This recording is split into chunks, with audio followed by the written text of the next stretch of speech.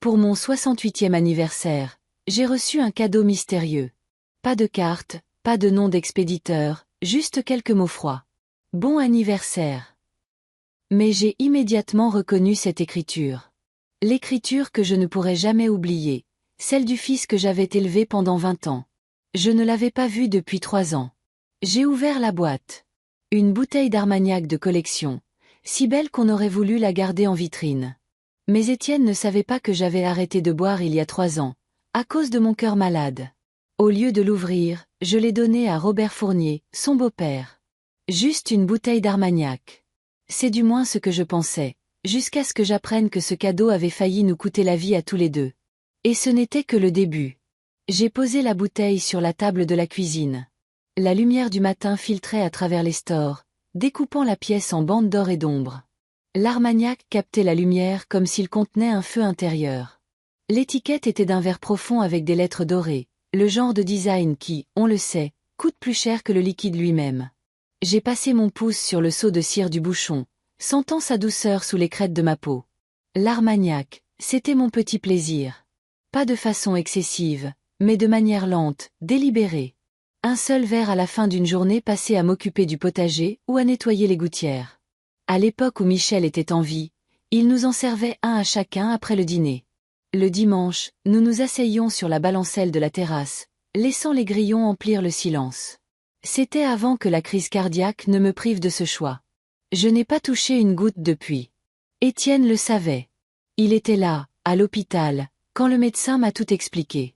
La longue liste de choses que je ne pouvais plus manger ou boire si je voulais voir mes 70 ans. Il n'avait pas dit grand-chose à ce moment-là, fixant simplement son téléphone, ses pouces en mouvement. Je m'étais dit qu'il essayait de se distraire. Aujourd'hui, je n'en suis plus si sûre. Nous n'avions pas eu de dispute violente, pas le genre de celle qu'on voit dans les films où quelqu'un sort en trombe et claque la porte. Non, nous avions simplement arrêté. D'abord, il a manqué un dîner du dimanche. Puis, il n'est pas venu pour la Toussaint. Au deuxième Noël sans lui, j'ai compris que nous ne nous parlions plus du tout. Le silence a une façon de devenir une habitude. Alors, revoir son écriture après tout ce temps, ça a serré quelque chose dans ma poitrine. Pas de la joie, ni même du soulagement, juste un poids que je ne pouvais nommer. L'enveloppe collée sur le côté du paquet était d'un blanc uni. À l'intérieur, une simple carte avec « Bon anniversaire » à l'encre bleue. Pas de « Maman », pas de signature. Juste ces 2 mots, comme s'ils avaient peur d'en dire plus. Je n'ai pas ouvert la bouteille. Je n'y ai même pas pensé.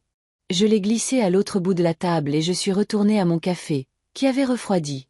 L'horloge au-dessus de la cuisinière égrenait les secondes d'une manière si régulière et délibérée qu'elle rendait la maison encore plus vide.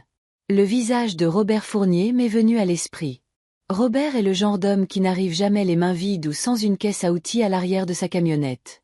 Il y a 2 étés, après qu'un violent orage a arraché la moitié des tuiles de mon toit, il était sur une échelle à 8 heures du matin, marteau à la main, avant même que j'aie bu ma première tasse de café. C'est le genre de personne qui n'attend pas qu'on lui demande de l'aide.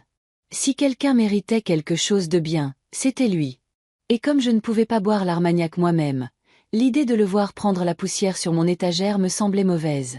Robert l'ouvrirait, le partagerait avec des amis, et lui donnerait une histoire à raconter. Cela me semblait mieux que de le regarder se ternir derrière une vitre. En milieu d'après-midi, la bouteille était bouclée sur le siège passager de ma vieille 4 litres. Je ne sais pas pourquoi j'ai fait ça, une habitude peut-être, mais l'idée qu'elle puisse se renverser pendant le trajet me mettait mal à l'aise. Le soleil déclinait vers l'ouest, peignant tout de cette lumière ambrée qu'on ne trouve qu'à la fin du mois d'octobre. Les champs le long de la départementale 6 commençaient à brunir, le colza coupé à ras. L'air sentait légèrement la fumée d'un feu de branchage. La maison de Robert se trouve sur une petite colline à la lisière du village. Une maison blanche en crépi avec une terrasse qui fait le tour, toujours comme sortie d'une carte postale. Je me suis garé, le gravier crissant sous les pneus, et j'ai coupé le moteur. Il a ouvert la porte avant que je puisse frapper, vêtu d'une chemise en flanelle rouge et d'un jean délavé, de la sueur encore accrochée à ses bottes. Ses yeux se sont immédiatement posés sur la bouteille dans mes mains. « Hélène, qu'est-ce que c'est » demanda-t-il en s'avançant. « De la part d'Étienne » dis-je en la lui tendant. Ses sourcils se haussèrent. « Étienne t'a envoyé ça ?» ?»« Oui. Je me suis dit que tu l'apprécierais plus que moi. » Il l'a pris avec précaution, la tournant pour lire l'étiquette. C'est quelque chose, ça, Hélène. C'est le genre de bouteille qu'on garde pour une occasion spéciale. Alors fais de ce soir une occasion spéciale, dis-je, et je le pensais. Il sourit. Je crois que c'est ce que je vais faire. Merci. Ça m'a fait du bien de la lui donner, de la voir arriver là où elle serait appréciée. Je suis remontée dans la voiture, la lumière tardive balayant le tableau de bord. En rentrant, je n'arrêtais pas de penser à la bouteille, non pas par envie de boire, mais par curiosité. Étienne ne dépensait jamais autant d'argent sans raison. Bon sang, la moitié du temps quand il était plus jeune, il m'empruntait de l'argent pour l'essence et oubliait de me rembourser. Alors pourquoi maintenant? Pourquoi un cadeau qu'il savait que je n'utiliserais pas? La pensée me taraudait alors que je garais la voiture dans l'allée. J'ai chassé cette idée. Tout n'a pas besoin d'une raison, me suis-je dit. Mais je ne le croyais pas. Ce soir-là, j'ai préparé un pot-au-feu et la maison s'est remplie d'une odeur d'oignons et de carottes. Le genre de repas qui est meilleur partagé, même si je l'ai mangé seul. L'horloge murale avançait vers 21h. Je lavais la dernière assiette quand le téléphone a sonné, le fixe. Presque plus personne n'appelle sur cette ligne. Allô? Maman. La voix d'Étienne, douce, désinvolte, comme si le temps n'avait pas passé. Je me suis appuyée contre le comptoir. Étienne. Bon anniversaire, dit-il, avec un temps de retard qui ne sonnait pas naturel. Tu as eu mon cadeau? Oui. Alors, qu'est-ce que tu en penses? C'est une belle bouteille. Tu l'as déjà goûtée? Son ton changea, juste un peu, plus vif sur les bords. Non. Je l'ai donné à Robert. Je me suis dit qu'il en profiterait mieux. Silence. Pas une coupure. Pas de grésillement, juste une longue et lourde pause. Tu l'as donné à Robert. Sa voix s'était refroidie. C'est ça. Il y eut un son comme une expiration, lente et mesurée. Ah. Puis la ligne est devenue muette. J'ai regardé le combiné un instant avant de le reposer sur son socle. L'horloge continuait de faire tic-tac. Mon estomac était noué, non pas à cause du pot-au-feu, mais à cause de quelque chose de moins tangible. La façon dont il avait posé la question sur l'Armagnac, comme si cela avait une importance que ça ne devrait pas avoir. J'ai éteint la lumière de la cuisine et je suis allée me coucher, mais le sommeil est venu lentement. Quand je me suis enfin endormie, c'était d'un sommeil léger et agité, le genre qui vous laisse plus fatigué au réveil. Le lendemain matin, j'ai essayé de chasser ces pensées, je me suis versé une tasse de café frais, je me suis assise avec le journal, mais le téléphone a de nouveau sonné en milieu de journée. Le numéro qui s'affichait était inconnu, mais l'indicatif était local. Madame Dalton, dit une voix quand j'ai répondu. Oui. C'est Martine Fournier, la femme de Robert.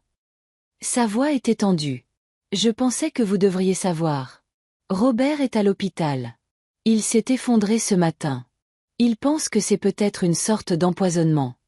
Le café dans ma main est devenu instantanément froid. Empoisonnement. Il allait bien hier soir, dit-elle. On a pris un verre avec le dîner, et ce matin, il tenait à peine debout. Les médecins font des analyses. Je ne parlais pas. Mes yeux se sont tournés vers le comptoir, vers l'endroit vide où se trouvait l'Armagnac moins de 24 heures auparavant. Est-ce qu'il a mangé quelque chose d'inhabituel? Demanda-t-elle. Ma bouche était sèche. Non. Mais je lui ai donné une bouteille hier. L'Armagnac d'Étienne. Il y eut une pause. En arrière-plan, j'entendais les bruits de l'hôpital, les bips des moniteurs, un chariot qui grinçait dans un couloir. Je vais le dire au médecin, dit-elle finalement. Si vous pensez à autre chose, n'importe quoi, appelez-moi. J'ai promis que je le ferais, puis j'ai raccroché. Je suis restée debout dans la cuisine, la maison silencieuse autour de moi. La lumière d'octobre était devenue pâle et plate. Je n'ai pas bougé pendant un long moment. Quand je l'ai finalement fait, c'était pour me diriger vers la poubelle. Quelque chose de blanc a attiré mon attention près du fond, une petite fiole en plastique, comme celle pour les vitamines. Pas d'étiquette, juste une fine couche de poudre accrochée à l'intérieur. Je ne me souvenais pas l'avoir jetée. Je l'ai ramassée. Le bouchon était bien vissé. Je suis allée au réfrigérateur. Sur l'étagère du milieu se trouvait un bocal en verre contenant environ un demi-verre d'Armagnac, le reste de ce que j'avais versé pour que Robert goûte avant de lui donner la bouteille. Je ne me souvenais même pas l'avoir gardé jusqu'à ce moment.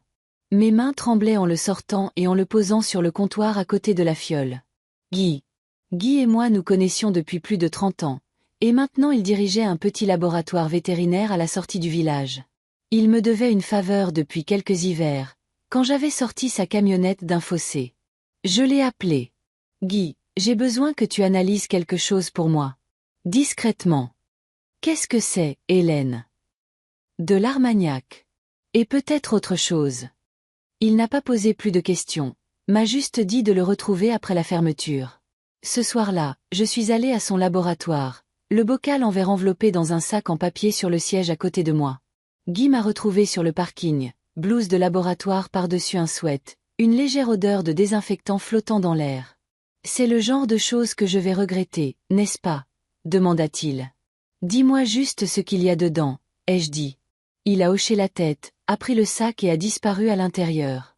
Je suis restée assise dans la voiture, le moteur en marche, regardant la lumière s'estomper dans le ciel. La radio était éteinte. Mes pensées revenaient sur les dernières 24 heures, retraçant chaque étape, l'écriture, la bouteille. La voix d'Étienne quand je lui ai dit que je l'avais donnée à Robert. Cette longue et lourde pause. Mon estomac se serra. Guy a appelé le lendemain, juste après-midi. Hélène, ça ne va pas te plaire. Il y a quelque chose dans l'armagnac. De l'aconite. À la bonne dose, ça peut arrêter le cœur d'un homme. J'ai fermé les yeux. Le téléphone me semblait lourd dans ma main. Tu as dit que Robert en avait bu. Oui. Mais pas toi. Non. Il laissa échapper un lent soupir. Alors tu viens peut-être d'échapper belle. Et c'est là que se termine la première partie de cette histoire. Pas avec des réponses, mais avec une question qui allait m'emmener dans des endroits où je n'aurais jamais pensé devoir aller. Parce qu'au moment où j'ai raccroché, j'ai su qu'Étienne m'avait envoyé plus qu'un cadeau. Il m'avait envoyé un message. Je pensais qu'il n'y avait pas de son pire que le téléphone qui sonne au milieu de la nuit. Il s'avère que si. C'est le téléphone qui sonne quand on sait déjà, au fond de soi, que les nouvelles seront mauvaises. Quand Guy a raccroché après m'avoir dit que l'armagnac contenait de l'aconite, le monde autour de moi est devenu très calme, comme si la maison retenait son souffle. Je ne suis pas restée là à y penser. J'ai attrapé ma veste sur le dossier de la chaise, pris mes clés de voiture sur le crochet près de la porte et je me suis dirigée vers l'hôpital Saint-Luc. Le trajet jusqu'au village n'était qu'une succession de feux rouges et de carrefours vides, le genre de fin de matinée où le soleil semble vif mais ne donne aucune chaleur. Je me suis garée dans le coin le plus éloigné du parking, par habitude, et j'ai marché vite, une main dans ma poche, l'autre pressée contre mes côtes comme pour stabiliser ce qui bougeait en moi. Les hôpitaux ont tous la même odeur. Quelque chose de stérile mêlé à du café brûlé. Et la lumière est toujours trop blanche. Une bénévole m'a indiqué la chambre de Robert. Il ne ressemblait pas à l'homme qui avait grimpé sur mon toit sans qu'on le lui demande. Il avait l'air plus léger, délavé, sa peau d'une teinte plus pâle que l'oreiller sous sa tête. Les moniteurs à son chevet bourdonnaient et clignotaient au rythme d'un battement de cœur lent et obstiné. Martine était assise sur une chaise en plastique, aussi près que possible du lit. Elle avait ce regard que j'ai vu 100 fois, celui que les gens portent quand ils attendent quelque chose qui refuse de se dépêcher de finir. « Hélène, dit-elle en se levant. Merci d'être venue.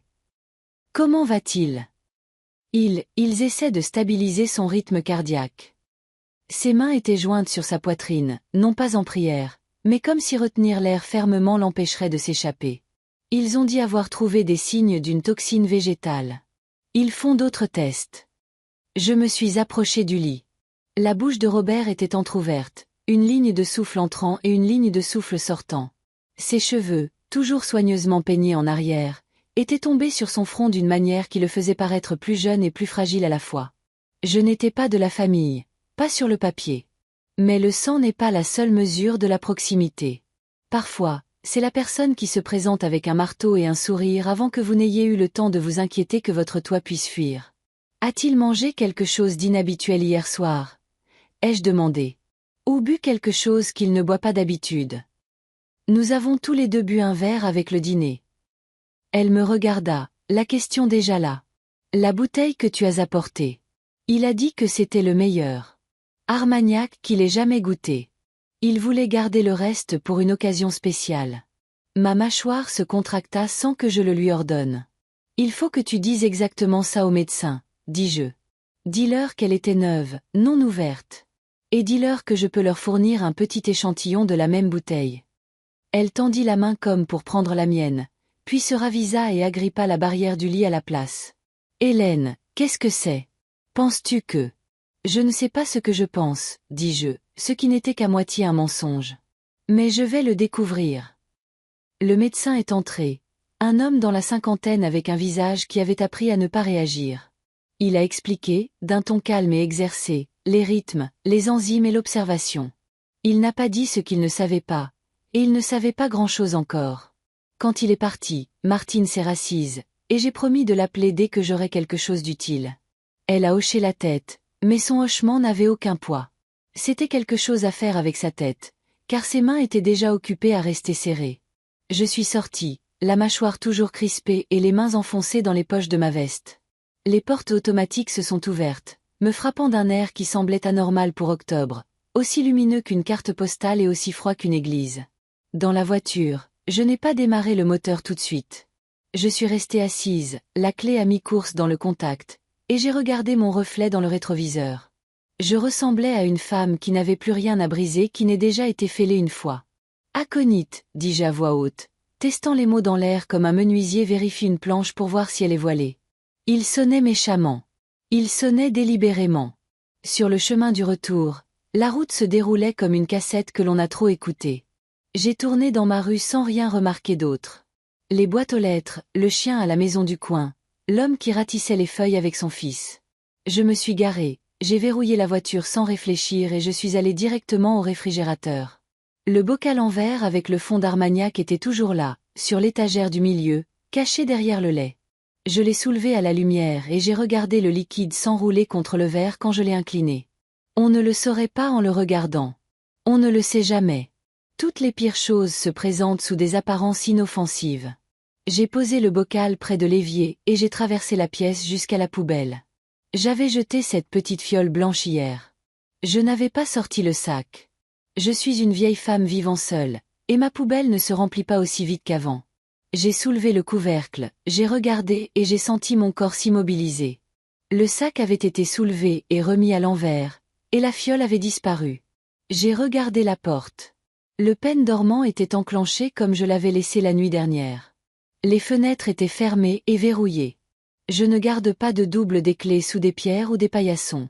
Je ne garde pas de double des clés là où un imbécile raisonnable pourrait l'imaginer. Pourtant, quelqu'un était venu. Je pouvais le sentir, de la même manière qu'on sait qu'une pièce a été réarrangée, même si on ne peut pas nommer ce qui a bougé. J'ai pris une longue inspiration par le nez et je l'ai laissé sortir lentement. Pas de panique. La panique est bruyante et stupide. J'avais besoin de quelque chose de calme et d'utile. J'ai pris le téléphone et j'ai appelé Guy. Elle a disparu, dis-je quand il a répondu. Quoi donc? La petite fiole dont je t'ai parlé. Quelqu'un l'a prise dans ma poubelle. Je ne l'ai pas déplacée. Je sais ce que mes propres mains ont fait dans ma propre maison. Il ne m'a pas dit que je pouvais me tromper. Guy comprend le coup d'ignorer ce que votre instinct sait déjà. Tu dois impliquer les forces de l'ordre. Je peux documenter ce qu'il y a dans l'Armagnac, mais cette fiole aurait été une preuve nette de manipulation. Je sais, dis-je. Je le ferai. Et Hélène? Oui. Ne laisse pas la personne qui a fait ça penser que tu dors dessus. Je ne dors pas, dis-je, et j'ai mis fin à l'appel. J'ai fait du café que je ne voulais pas et je me suis assise à la table avec un bloc-notes. L'acte d'écrire me calme. J'ai tracé une ligne au centre de la page et j'ai intitulé le côté gauche, ce que je sais, et le côté droit, ce que je peux prouver. Sous ce que je sais, j'ai écrit. Étienne a envoyé la bouteille. Étienne a demandé si je l'avais goûté. Le ton d'Étienne a changé quand j'ai dit que je l'avais donné à Robert. L'Armagnac que Guy a testé contient de l'aconite. La fiole a disparu. Sous ce que je peux prouver, j'ai écrit. Le test de Guy. L'échantillon restant est dans le bocal. L'appel d'Étienne hier soir, si ma mémoire est bonne. Puis j'ai regardé les deux colonnes et j'ai voulu tracer un pont entre elles. Les ponts n'apparaissent pas parce qu'on le veut. Il faut les construire. J'ai sorti le petit enregistreur vocal numérique du tiroir du bureau. Il est vieux, un peu éraflé au coin. Un truc bon marché qui a fait son travail sans jamais être remercié pour cela. J'ai vérifié la batterie, à moitié pleine. Je l'ai glissée dans la poche intérieure de ma veste, là où son poids ressemblerait à une main sur ma poitrine, me rappelant de respirer. Il était un peu plus de midi quand je suis arrivé dans le lotissement d'Étienne. Sa maison se trouvait dans une rangée d'autres maisons qui ressemblaient à des variations de la même idée. Revêtement neutre, numéro en laiton sur une applique de Porsche qui s'allumait toute seule quand le soleil commençait à décliner. Sa voiture était dans l'allée, propre, plus récente que la mienne d'une décennie. Je me suis approché et j'ai frappé. Il a ouvert la porte avec un visage qui a changé 2 fois avant de se fixer. Surprise, puis calcul, puis quelque chose qu'il pensait ressembler à de la chaleur. « Maman », dit-il, comme s'il m'attendait, et aussi comme s'il n'avait aucune idée de ce que je pouvais vouloir. « C'est inattendu. »« Vraiment ?» demandai-je en entrant sans attendre.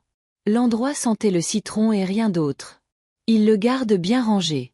Toujours. Tout à angle droit. Rien qui traîne, à l'exception du genre de livre qu'on achète pour montrer qu'on s'y connaît un peu. J'ai entendu pour Robert, dit-il en fermant la porte. C'est effrayant. Léa est avec lui maintenant. Les médecins pensent que c'est peut-être un virus. C'est ce qu'ils pensent. J'ai gardé un ton plat. Si je le poussais, il se braquerait. Si je montrais de la douceur, il l'utiliserait. C'est ce qu'elle a dit, répondit-il. C'est ce qu'ils disent. Je me suis dirigé vers la cuisine.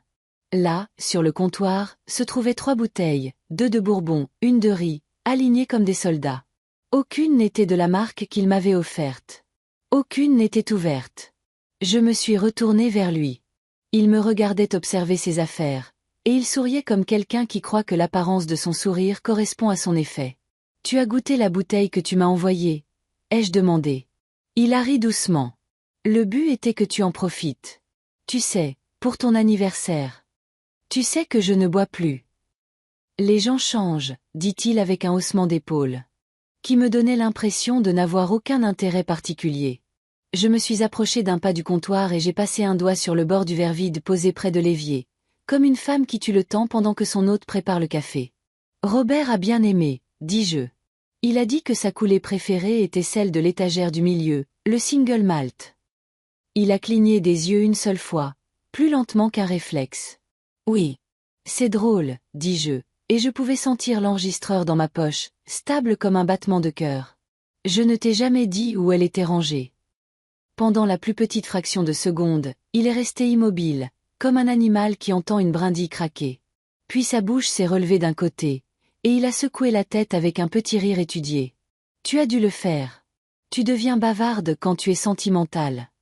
Non, je ne l'ai pas fait, dis-je, et j'ai soutenu son regard jusqu'à ce qu'il doive choisir entre détourner les yeux ou me défier du regard. Il a choisi une 3e option. Il a attrapé un torchon et a commencé à essuyer un verre qui était déjà sec. « Maman, dit-il, en regardant le verre au lieu de moi. Tu réfléchis toujours trop. Tu trouves toujours quelque chose à réparer, même quand personne ne te le demande. Tu m'as envoyé une bouteille à 500 € que je ne peux pas boire, dis-je. J'essaie de réparer ça. » Il posa le verre et écarta les mains comme un homme qui n'a rien à cacher. « Alors peut-être ne le fais pas. Peut-être accorde-moi le bénéfice du doute pour une fois. » Sa voix pouvait passer pour raisonnable si vous ne l'aviez pas écoutée pendant plus de 30 ans. Mon fils a une façon de paraître sincère quand il récite un texte. Cette pause de la nuit dernière était assise entre nous comme une 3e personne dans la pièce, sur le comptoir, balançant ses jambes. « Je vais te poser une question, dis-je. Et je vais laisser le silence qui suivra me donner la réponse. » Il me lança un regard comme si nous jouions aux échecs et que j'avais annoncé mon prochain coup à voix haute. « D'accord. As-tu trafiqué cet Armagnac ? » Le silence. C'est une chose vivante quand on l'utilise correctement. Le réfrigérateur bourdonna. L'horloge du micro-ondes passa de 12h09 à 12h10. Une voiture passa dehors, assez lentement pour que nous entendions tous les deux les pneus sur le bitume. Il ne détourna pas le regard. Il ne parla pas non plus. « Au revoir, Étienne, dis-je, parce que parfois, partir est la seule phrase qui compte. » Il a dit mon prénom alors que je me tournais, « Maman », sur ce ton où le mot est à la fois un hameçon et un avertissement. Je me suis arrêtée, mais je ne me suis pas retournée. « Tu continues à m'accuser de choses, tu vas me repousser, dit-il. »« Je n'accuse pas, dis-je à la porte. Je collectionne. » Dehors, l'air était vif et un peu métallique. Je me suis assise dans la voiture et j'ai appuyé mon pouce sur le bouton d'arrêt de l'enregistreur. La lumière rouge s'est éteinte. Je l'ai posé sur le siège à côté de moi et je l'ai regardé comme si c'était un témoin que je devrais peut-être appeler plus tard. Mes mains étaient stables. Ma tête ne l'était pas. Je ne suis pas rentrée chez moi. Pas encore. Je me suis garée à l'autre bout du parking d'un supermarché où personne ne me dérangerait et j'ai passé un appel que je repoussais depuis le moment où Guy avait dit « Aconite ». Commissaire Reynaud, dit une voix après 2 sonneries. Commissaire, je m'appelle Hélène Dalton. Je crois avoir des informations concernant un empoisonnement. J'ai un échantillon de la substance et un enregistrement audio qui pourrait vous intéresser. Il ne m'a pas demandé de m'expliquer sur le champ au téléphone. Les hommes qui connaissent leur travail n'exigent pas toute la vérité dès le premier souffle. Pouvez-vous passer cet après-midi ? Demanda-t-il. Oui, dis-je. Je peux. Il m'a donné 1 heure et un numéro de bureau, niché au fond d'un couloir du commissariat. Quand j'ai raccroché, je suis restée assise, les mains sur le volant, regardant droit devant moi. Les portes automatiques du supermarché s'ouvraient pour personne et se fermaient pour personne d'autre. Les gens allaient et venaient, transportant des sacs en papier remplis de pommes, de lait et de choses qui donneraient à leur maison une odeur de dîner que je me souvenais. De retour à la maison, je me suis arrêtée à la boîte aux lettres, parce que parfois, on a besoin de faire quelque chose d'ordinaire pour empêcher les autres choses de vous engloutir. Des prospectus, une facture, une publicité de supermarché, et une carte postale d'un concessionnaire automobile qui pense pouvoir m'acheter avec un financement à 0%. À l'intérieur, j'ai mis le bocal en verre dans un sac de congélation, je l'ai scellé comme si je savais ce que je faisais, et je l'ai glissé dans une vieille boîte à cigares que j'avais gardée pour des clous.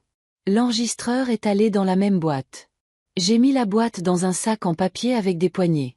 J'ai mis ce sac dans un autre sac, parce qu'une fois qu'on vous a fait disparaître quelque chose de votre poubelle, les doubles couches commencent à ressembler moins à de la paranoïa et plus à du bon sens. J'ai appelé Martine. Elle a répondu à la 2e sonnerie, la voix faible. Martine. Je vais à la police, dis-je. J'ai un échantillon et autre chose. Robert se repose, dit-elle. Ils l'ont mis sous moniteur. Il n'arrête pas de se réveiller et de demander quel jour on est. Je le lui dis et il hoche la tête comme s'il essayait de décider s'il me croit. Je t'appellerai après avoir vu le commissaire, dis-je. Dis-lui que je passerai après, s'il veut voir un vieux visage qui ne lui demande pas d'être fort. Elle a ri, un seul son à bout de souffle. Il aime qu'on lui demande d'être fort, dit-elle. Mais il t'aime encore plus. J'ai fermé la maison à clé, j'ai vérifié la porte de derrière, j'ai revérifié les loquets des fenêtres, et je suis sortie vers la voiture. Le sac en papier était assis sur le siège passager comme une personne. Je l'ai bouclé, parce que l'habitude est un réconfort quand le bon sens se fait rare. Sur le chemin du commissariat, j'ai allumé la radio sans l'écouter. Les gens chantaient des choses qui semblaient simples. Ça m'a mise en colère, puis ça m'a fatiguée, puis ça ne m'a plus rien fait du tout. Le commissariat était plus frais que l'hôpital, d'une certaine manière, et sentait meilleur. Reynaud m'a accueilli dans un petit bureau avec une fenêtre qui donnait sur un mur de briques. Il était beaucoup plus jeune que moi, mais plus vieux qu'un débutant, avec des yeux vifs, une cravate qui avait été redressée plus d'une fois aujourd'hui. Il m'a offert de l'eau. J'ai dit oui, parce que ma bouche était sèche et parce que les gens remarquent quand vous refusez tout ce qu'ils vous offrent. Il a attendu que je prenne une gorgée avant de poser sa première question. Parlez-moi de cet Armagnac. Alors je l'ai fait. Je lui ai donné les dates, les mots qu'Étienne avait utilisés, et la pause qui ne ressemblait pas à de la surprise. Je ne lui ai pas donné mes théories. Je lui ai donné les fiches des faits et je l'ai laissé les empiler comme il le voulait. Puis j'ai posé le sac en papier sur son bureau, j'ai sorti la boîte, je l'ai ouverte et j'ai posé le bocal en verre et l'enregistreur sur son sous-main, comme des outils au début d'un travail. Il ne les a pas encore touchés. Il a posé des questions qui semblaient petites mais qui ne l'étaient pas. Qui d'autre a les clés de votre maison? Quand avez-vous vérifié votre poubelle pour la dernière fois? Avez-vous parlé de la fiole à quelqu'un d'autre que Guy? Puis il a soulevé l'enregistreur et l'a pesé dans sa main, de la manière dont un homme le fait quand il réfléchit au poids que pourrait avoir un mot si on devait le porter. Vous comprenez, dit-il. Ceci ne devient pas une affaire parce que vous et moi avons un pressentiment. Ça devient une affaire quand ce que vous m'avez remis peut survivre au regard des autres. Je comprends, dis-je. Je veux que d'autres personnes le regardent. Il a hoché la tête. Nous enverrons le liquide au laboratoire de la police scientifique. Nous ferons une copie de votre audio. S'il y a matière, nous agirons. S'il n'y en a pas, nous vous dirons exactement pourquoi nous ne pouvons pas. Ça vous va? Ça me va, dis-je, et je le pensais. Je ne cherche pas à faire punir le mauvais homme. Je cherche à ce que la bonne vérité soit dite. Quand je me suis levée pour partir, il a prononcé mon nom comme s'il le prenait pour voir comment il se sentait. Madame Dalton. Oui. Ne parlez plus à votre fils avant que je vous le dise. S'il vous contacte, notez l'heure et ce qu'il dit, et gardez vos réponses plus courtes que ses questions. J'ai hoché la tête, surprise par le sentiment que quelqu'un d'autre était enfin prêt à porter un coin du fardeau que je tenais. Dehors, l'après-midi était devenu d'un gris terne et lumineux, le genre qui fait plus mal aux yeux qu'il n'éclaire le chemin. J'ai conduit jusqu'à l'hôpital. Martine était dans la même chaise, et les mêmes machines chantaient leurs silencieuses berceuses électroniques. Robert semblait plus lui-même, petit à petit. Sa peau avait retrouvé un peu de couleur, et sa bouche était moins tendue autour du souffle qui allait et venait. J'ai posé ma main sur la barrière et ses yeux se sont entr'ouverts. « Tu as une sale tête, murmura-t-il. Tu devrais voir la tienne, dis-je. Et il a souri, juste du côté gauche de sa bouche. La façon dont les hommes le font quand sourire demande trop d'efforts au reste de leur visage. J'ai entendu dire que tu te faisais des amis à la gendarmerie, dit-il. J'essaie de m'assurer qu'ils sont de notre côté quand ils se pointent, dis-je. Il a refermé les yeux, a hoché la tête une fois, et s'est assoupi. Je suis resté là plus longtemps que nécessaire, écoutant la machine le garder honnête sur son rythme cardiaque. Martine murmurait des choses qui n'appartiennent qu'à eux. Je suis sorti dans le couloir et j'ai appelé Guy pour le remercier d'avoir agi plus vite que je n'avais le droit de le demander. Il m'a dit que c'était à ça que servaient les amis et de faire attention à moi. J'ai dit que je le ferais. À la maison. La maison avait l'audace d'être exactement comme je l'avais laissée. Le silence était assis dans les pièces comme un invité qui refuse de rentrer chez lui. Je me suis fait une omelette que je n'ai pas finie et j'ai lavé la poêle. Parce qu'il y a des choses que l'on fait juste pour se prouver qu'on est toujours la même personne qui les fait. Je suis allé au placard du couloir, j'ai descendu la boîte ignifugée de l'étagère du haut et je l'ai ouverte sur la table de la cuisine. Elle contenait les papiers d'une vie, certificat de naissance, l'acte de propriété de la maison, et l'alliance en or rose de Michel que je ne suis pas encore prête à abandonner. J'ai ajouté un post-it à l'intérieur du couvercle, échantillon d'Armagnac avec la police. Ne pas jeter. Je ne sais pas à qui s'adressait la note. Peut-être à moi. J'ai dormi sur le canapé avec la lumière du couloir allumée. Je n'avais pas fait ça depuis la nuit qui a suivi ma crise cardiaque, et ma poitrine n'aimait pas la façon dont ces deux faits se tenaient l'un à côté de l'autre. Je me suis réveillée avant l'aube, parce que le corps se souvient des vieilles alarmes. J'ai fait du café et je ne l'ai pas bu. J'ai écouté la maison respirer. Quand le soleil a finalement décidé de se montrer, j'ai appelé Martine et je lui ai dit que je passerais vers midi. Elle a dit que le médecin pensait que Robert serait transféré hors de l'unité de soins intensifs si ses constantes continuaient de bien se comporter. Se comporter est un mot pour les tout-petits et les battements de cœur. J'aime le son de ce mot. À 10 heures, le téléphone a de nouveau sonné. Numéro inconnu. Je l'ai laissé aller sur la messagerie vocale, parce que j'avais appris quelque chose d'important hier. On ne doit de réponse à personne avant d'être prêt à la donner. Le message est arrivé après la deuxième sonnerie. J'ai attendu, puis j'ai appuyé sur lecture. Maman, c'est moi. La voix d'Étienne, tendue comme un fil. Il faut qu'on parle. Le plus tôt sera le mieux. Il a fait une pause. Rappelle-moi. Je ne l'ai pas fait. J'ai noté l'heure et les mots exacts et j'ai mis la note dans la boîte ignifugée, parce que parfois, il faut fabriquer ses propres preuves. J'ai regardé par la fenêtre mon jardin, qui refuse de rester vert, peu importe combien on l'arrose. La balancelle de la terrasse a grincé une fois. Pas de vent que je puisse voir. La journée était à nouveau trop calme. Si vous voulez que je dise que je n'avais pas peur, je ne le dirai pas. La peur n'est plus une chose que je fuis. Elle appartient à la vérité comme les clous appartiennent au bois. Ils la maintiennent ensemble. Je suis resté là, dans la cuisine, la main sur le dossier d'une chaise, et j'ai su ceci sans l'écrire. Quoi que ce soit, cela avait dépassé le point où une mère et un fils pouvaient arranger les choses à une table en parlant plus lentement et plus doucement que la dernière fois. Cela avait dépassé le point où une bouteille n'était qu'un cadeau et un hôpital n'était qu'un endroit qui arrive aux autres. Ça allait empirer avant de s'améliorer. Et j'allais continuer à marcher vers cela. Une pièce, un appel téléphonique, une respiration stable à la fois. Il y a une sorte de silence qui ne reste pas en place. Il fait les 100 pas. Il tapote le bord de votre tasse de café. Il observe le téléphone sur le comptoir et compte jusqu'à 60 avec vous, puis recommence. Le commissaire Reynaud m'avait dit de ne pas parler à mon fils, alors je n'ai pas rappelé Étienne. J'ai noté l'heure de son message vocal comme si c'était une plaque d'immatriculation dont je devais me souvenir. Le matin, j'ai fait exactement ce que le commissaire avait demandé, et pourtant la maison me semblait surveillée. J'ai laissé le téléphone sur la table du couloir et j'ai parcouru les pièces les mains derrière le dos, non pas parce que je m'attendais à trouver quoi que ce soit, mais parce que les gens comme moi ne s'assoient pas quand nous pouvons rester debout. Ne nous reposons pas quand il y a un travail inachevé. La lumière d'octobre rentrait plus fine aujourd'hui. Un drap blanc suspendu au-dessus du soleil.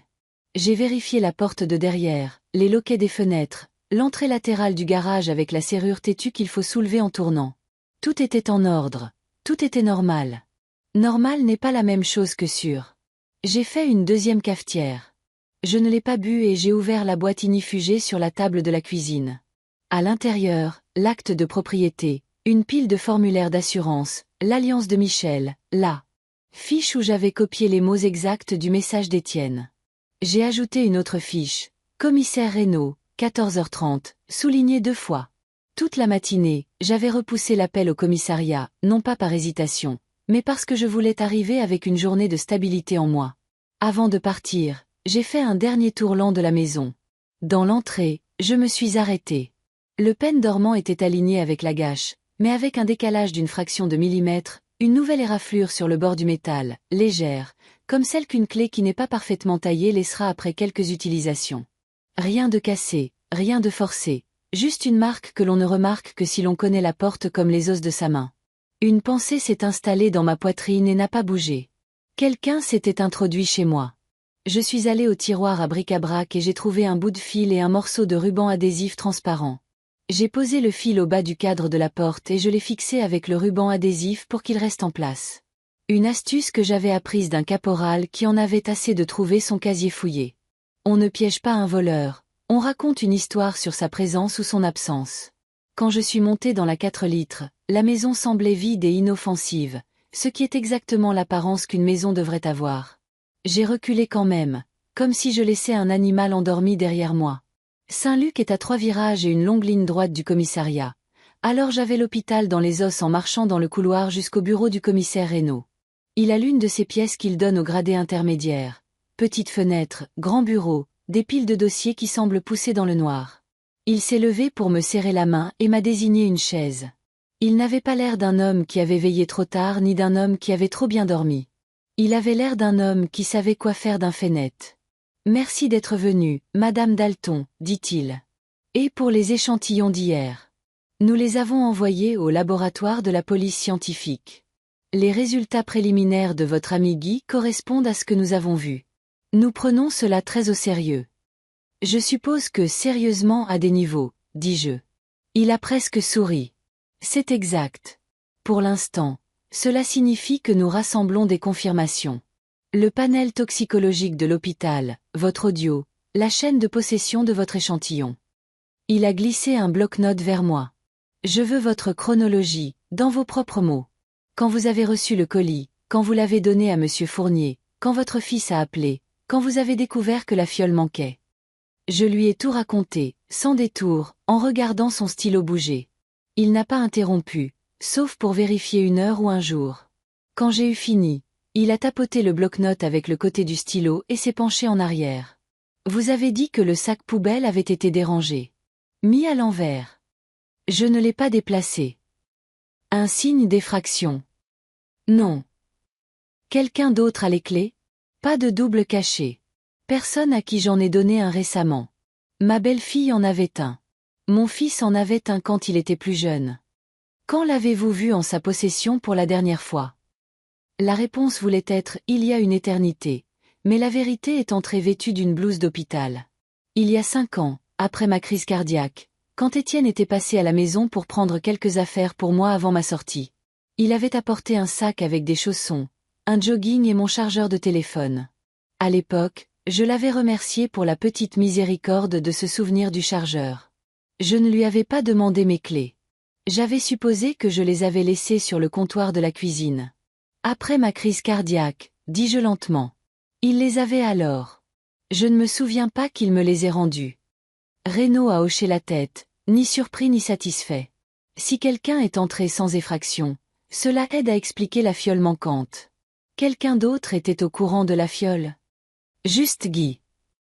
Je lui demanderai de documenter sa conversation avec vous, juste pour montrer que nous n'inventons rien après coup. Il a refermé le bloc-notes. Madame Dalton, je vais vous le dire franchement. Ne rencontrez pas votre fils. S'il vous invite quelque part, faites-le moi savoir. S'il se présente, appelez-nous. Je ne pense pas qu'il soit intéressé par une conversation. Je pensais à la voix d'Étienne sur ma messagerie vocale, tendue comme un câble sous un capot de voiture qu'il ne faut pas toucher quand le moteur est chaud. Je ferai exactement ce que vous dites. Il a glissé une carte sur le bureau. Mon portable. Si vous sentez que quelque chose ne va pas, appelez. Je préfère me tromper 2 fois qu'avoir raison trop tard. J'apprécie, dis-je en me levant. Lui aussi. En sortant, le bâtiment sentait le tonneur de photocopieur et la cire à parquet. J'ai pris les escaliers, 2 étages plus bas, et je me suis arrêté sur le palier pour respirer. Je n'étais pas essoufflé. Je vérifiais que le sol sous mes pieds était toujours le même que celui sur lequel j'avais marché en entrant. L'appel de Martine est arrivé alors que je garais la voiture dans le parking de l'hôpital. J'ai répondu à la 2e sonnerie. Hélène, il va mieux, dit-elle, des larmes dans ses mots. Il le transfère de l'unité de soins intensifs à une unité de soins intermédiaires. Il n'arrête pas de s'excuser chaque fois qu'il se réveille, comme s'il pensait avoir gâché la fête de quelqu'un. Ce sera une fête quand il sera à la maison, dis-je. Je peux passer. S'il te plaît. Robert avait l'air délavé, mais solide, redressé maintenant, les yeux plus clairs. Il a attrapé mon avant-bras quand je suis entré, cette vieille poignée de main de travailleur où l'on s'ancre l'un à l'autre au-delà du poignet. Tu as une tête encore pire aujourd'hui, dit-il, ce qui fit rire Martine à travers le mouchoir qu'elle tenait à son menton. J'ai apporté ma pire tête pour une visite, dis-je en tirant la chaise. J'apporterai la meilleure demain. Martine s'est excusée pour parler à une infirmière. Quand le rideau s'est refermé, Robert a baissé la voix.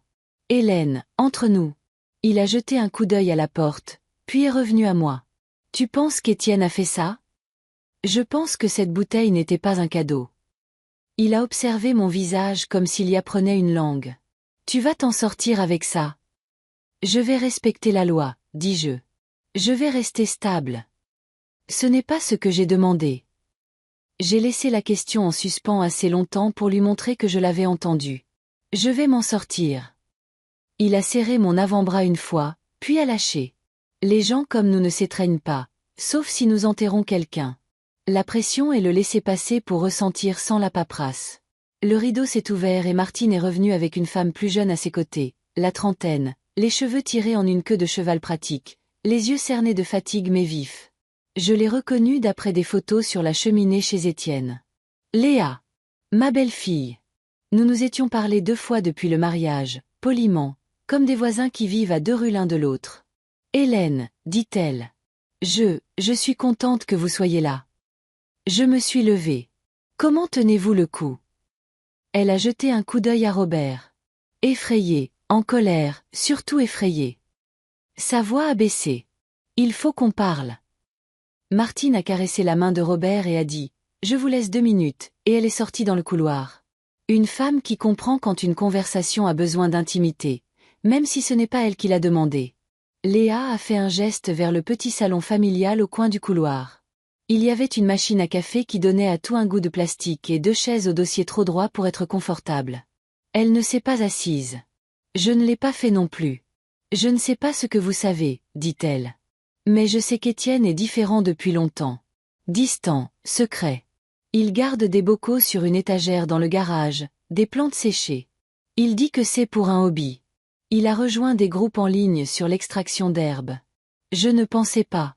Elle a dégluti. Je ne pensais pas que ça avait un rapport avec quelque chose comme ça. Aconit Napel, dis-je. Vous avez entendu ce nom?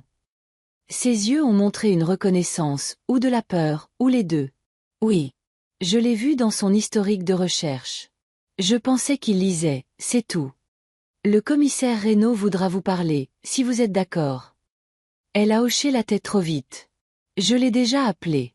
J'ai laissé un message. Bien, dis-je. Le soulagement et le chagrin sont cousins. J'ai senti l'un rendre visite au nom de l'autre. Léa, si vous avez quoi que ce soit, capture d'écran, message, photo de ces bocaux, gardez-les. Laissez le commissaire tirer le fil. Elle m'a regardé assez intensément pour me voir. Pourquoi vous ferait-il ça? J'aurais pu dire une douzaine de choses. De l'argent que je ne voulais pas lui donner. Un amour que je ne donnais pas comme il le voulait. Des déceptions qui avaient développé des crochets. Au lieu de ça, j'ai dit la vérité telle que je la connaissais. Parce que s'il ne peut pas posséder l'histoire, il brûlera la page. Elle a tressailli comme si les mots étaient un courant d'air. Il m'a demandé ce matin si j'avais eu de vos nouvelles. Il a dit qu'il voulait savoir si vous aviez aimé la bouteille. Qu'est-ce que vous lui avez dit? Que vous l'aviez donnée à mon père. Nous sommes restés là quelques secondes avec cette phrase entre nous. Le genre de chose qui change de forme à mesure qu'on la regarde. Merci de me l'avoir dit, dis-je. Je suis désolée, dit-elle. Et je savais qu'elle le pensait pour tout, pas seulement pour la partie qu'elle avait dite à voix haute.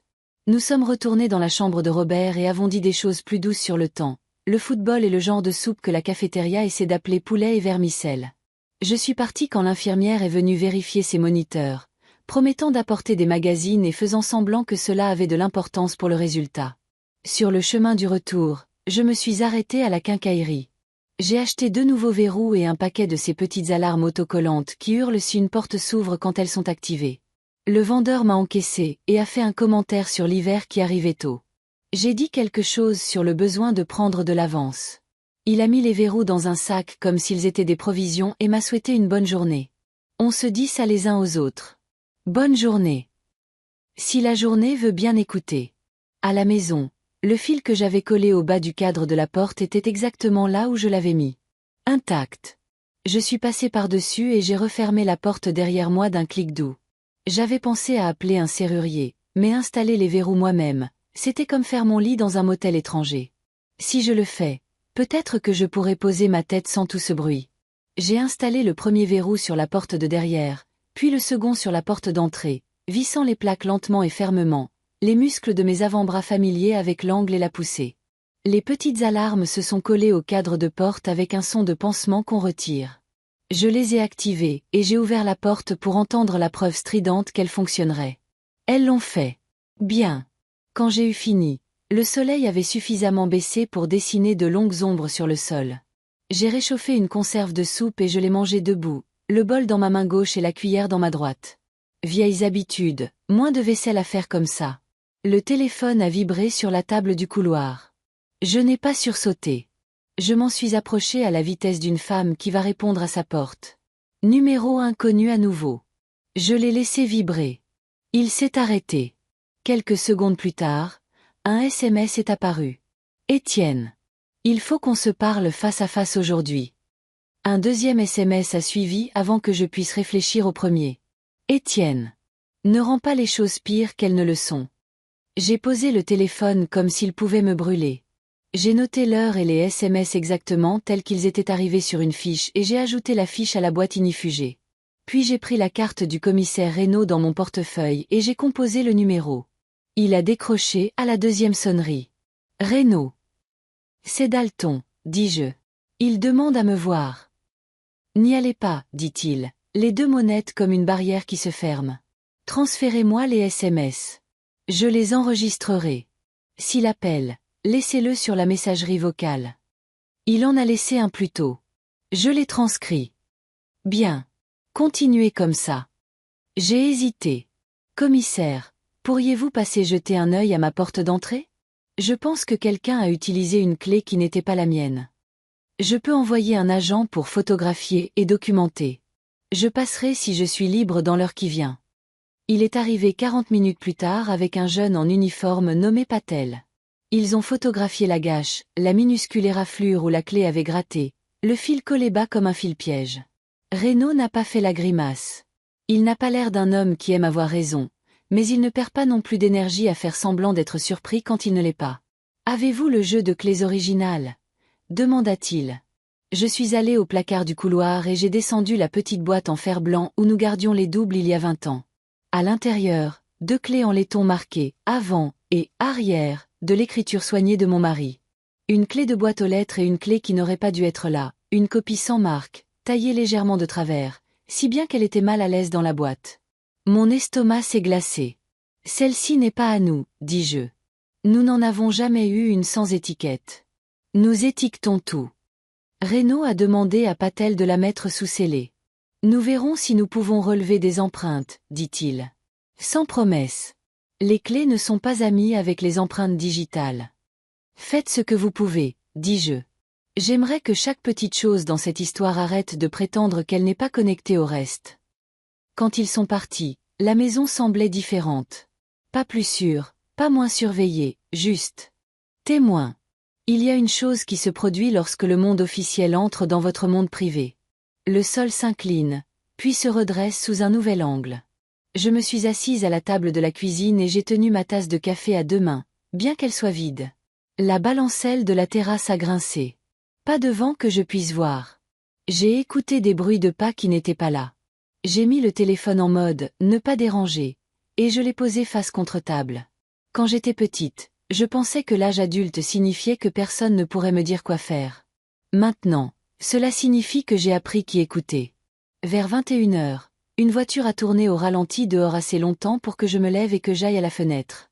Les phares ont balayé la terrasse, puis ont continué leur chemin. Je suis restée près de la fenêtre jusqu'à ce que j'entende le son s'estomper. Ce n'était peut-être rien, un adolescent perdu, un livreur vérifiant une adresse. J'ai eu l'impression que c'était quelque chose qui voulait voir si j'allais tressaillir. Je n'ai pas dormi. Je me suis allongée sur le canapé avec la lumière du couloir allumée et mes chaussures près de la porte. Je suis trop vieille pour les actes héroïques. Je ne suis pas trop vieille pour être prête. Juste avant l'aube, le téléphone a vibré à nouveau. Messagerie vocale, pas de sonnerie. J'avais oublié le mode « ne pas déranger ». Je l'ai écouté à faible volume. « Maman, tu es en train de mettre le bazar. » La voix d'Étienne, plus basse qu'avant, comme s'il était dans un endroit où il ne voulait pas que les murs l'entendent. « Tu es allé voir les flics. Ce n'est pas malin. On aurait pu régler ça. Tu ne réfléchis pas. » Il a raccroché. Je l'ai noté. On aurait pu régler ça. Des mots chargés. Régler quoi? À 8h pile. Renaud a appelé. Le labo de la police scientifique a un résultat préliminaire, dit-il. Confirmation indépendante de la présence d'aconite dans votre échantillon. C'est suffisant pour ouvrir officiellement une enquête et demander les dossiers médicaux de l'hôpital pour Monsieur Fournier. On avance. J'ai laissé échapper un souffle qui vivait en moi depuis que Guy avait dit le mot « aconite » et qui n'avait pas prévu de sortir. Dites-moi ce dont vous avez besoin. Continuez à faire ce que vous faites. Documentez. N'engagez pas la conversation. Verrouillez vos portes. Je vous contacterai pour une déposition formelle enregistrée. Si votre fils vous contacte, gardez tout. S'il se présente, appelez le 17. Je suis sérieux. Je sais que vous l'êtes, dis-je. Commissaire. Oui. Merci. Il n'a pas dit « de rien ». Il a dit « nous ferons notre travail ». Ce qui, de la part d'un homme comme lui, est la même chose. J'ai pris une douche, je me suis préparée et j'ai mis une chemise propre. Il y a une façon dont une femme doit se présenter lorsque la journée va exiger de la stabilité. J'ai préparé le petit déjeuner et je l'ai mangé à table, comme si chaque bouchée pouvait être un choix que je faisais correctement. J'ai conduit jusqu'à l'hôpital avec une pile de magazines sous le bras, chasse et pêche, un magazine sur le jardinage avec des jardins qui ne pousseraient jamais dans l'argile de Bourgogne. Robert était assez réveillé pour faire semblant de s'intéresser à un article sur la sécurité des tronçonneuses. Nous savions tous les deux qu'il me faisait plaisir. Le prétexte était une gentillesse. Léa est entrée à mi-chemin d'un article sur l'entretien des terrasses. Elle avait son téléphone à la main et le regard d'une personne qui n'avait pas dormi dans un lit, seulement près d'un. « Le commissaire Renaud m'a appelé, dit-elle. Il veut que j'apporte le vieil ordinateur portable d'Étienne. Je l'ai encore, d'avant notre mariage. Apportez-le, dis-je. Laissez la loi porter ce qu'elle est faite pour porter. Elle a hoché la tête. Hélène. Il m'a envoyé un SMS, dit-elle, les yeux baissés. Il a demandé si vous jouiez à l'héroïne. Il a dit que si quelque chose arrivait, ce serait de votre faute. Elle a levé les yeux. Je l'ai transféré à Renaud. Bien, dis-je. Une chaleur monta dans ma poitrine qui n'était pas l'ancienne. C'était celle qui connaît la différence entre une menace et un avertissement. Ne répondez à rien de ce qu'il envoie. Pas un mot. Pas même pour lui dire que vous ne répondrez pas. Quand je suis partie, la lumière extérieure avait la faible honnêteté du milieu de journée. Je suis rentrée par le chemin le plus long, non pas parce que j'avais peur, mais parce que je voulais mettre plus de route entre moi et la suite. Le fil à la porte était toujours intact. Je suis passée par-dessus comme si c'était une ligne que je pouvais honorer, et j'ai refermé la porte derrière moi. Je me suis assise avec un stylo et un bloc-notes jaune et j'ai écrit « Que veut-il » en lettres assez grandes pour traverser la page. En dessous, j'ai de nouveau fait 2 colonnes. Argent. Contrôle. Sous argent, j'ai écrit « Hiver dernier. 20 000 €. Refusé. » Sous contrôle, j'ai écrit « Emplacement de la bouteille. Fiole manquante. Appel. Il faut qu'on parle. » Le contrôle était le côté le plus lourd de la balance. L'argent est une raison. Le contrôle est une habitude. Les habitudes durent plus longtemps. À midi, l'alarme de la porte a émis son cri aigu. J'étais à mi-chemin de ma chaise et j'avais le téléphone à la main avant que mon cerveau ne puisse dire à mon corps qu'il avait surréagi. Le bip a retenti à nouveau, le petit appareil bon marché prouvant qu'il pouvait faire ce pourquoi je l'avais acheté. Je me suis déplacée sur le côté de la fenêtre, hors de vue, et j'ai écarté le rideau d'un doigt, une camionnette de livraison. Le chauffeur avait ouvert la contre-porte pour laisser une enveloppe matelassée sur le paillasson. Il a jeté un coup d'œil à l'alarme, a haussé les épaules comme un homme qui avait rencontré 1000 bruits pires et a reculé. La porte s'est refermée doucement. L'alarme s'est tue. J'ai laissé mon cœur revenir à sa place et j'ai attendu. Quand la camionnette s'est éloignée, j'ai ouvert la porte. L'enveloppe n'avait pas d'adresse de retour. À l'intérieur, une seule feuille de papier d'imprimante, pas de notes, juste une photo imprimée depuis un téléphone. Ma terrasse la nuit dernière, prise sous un angle depuis l'autre côté de la rue. La balancelle était immobile. La lumière au-dessus de la porte brillait. Personne sur la photo.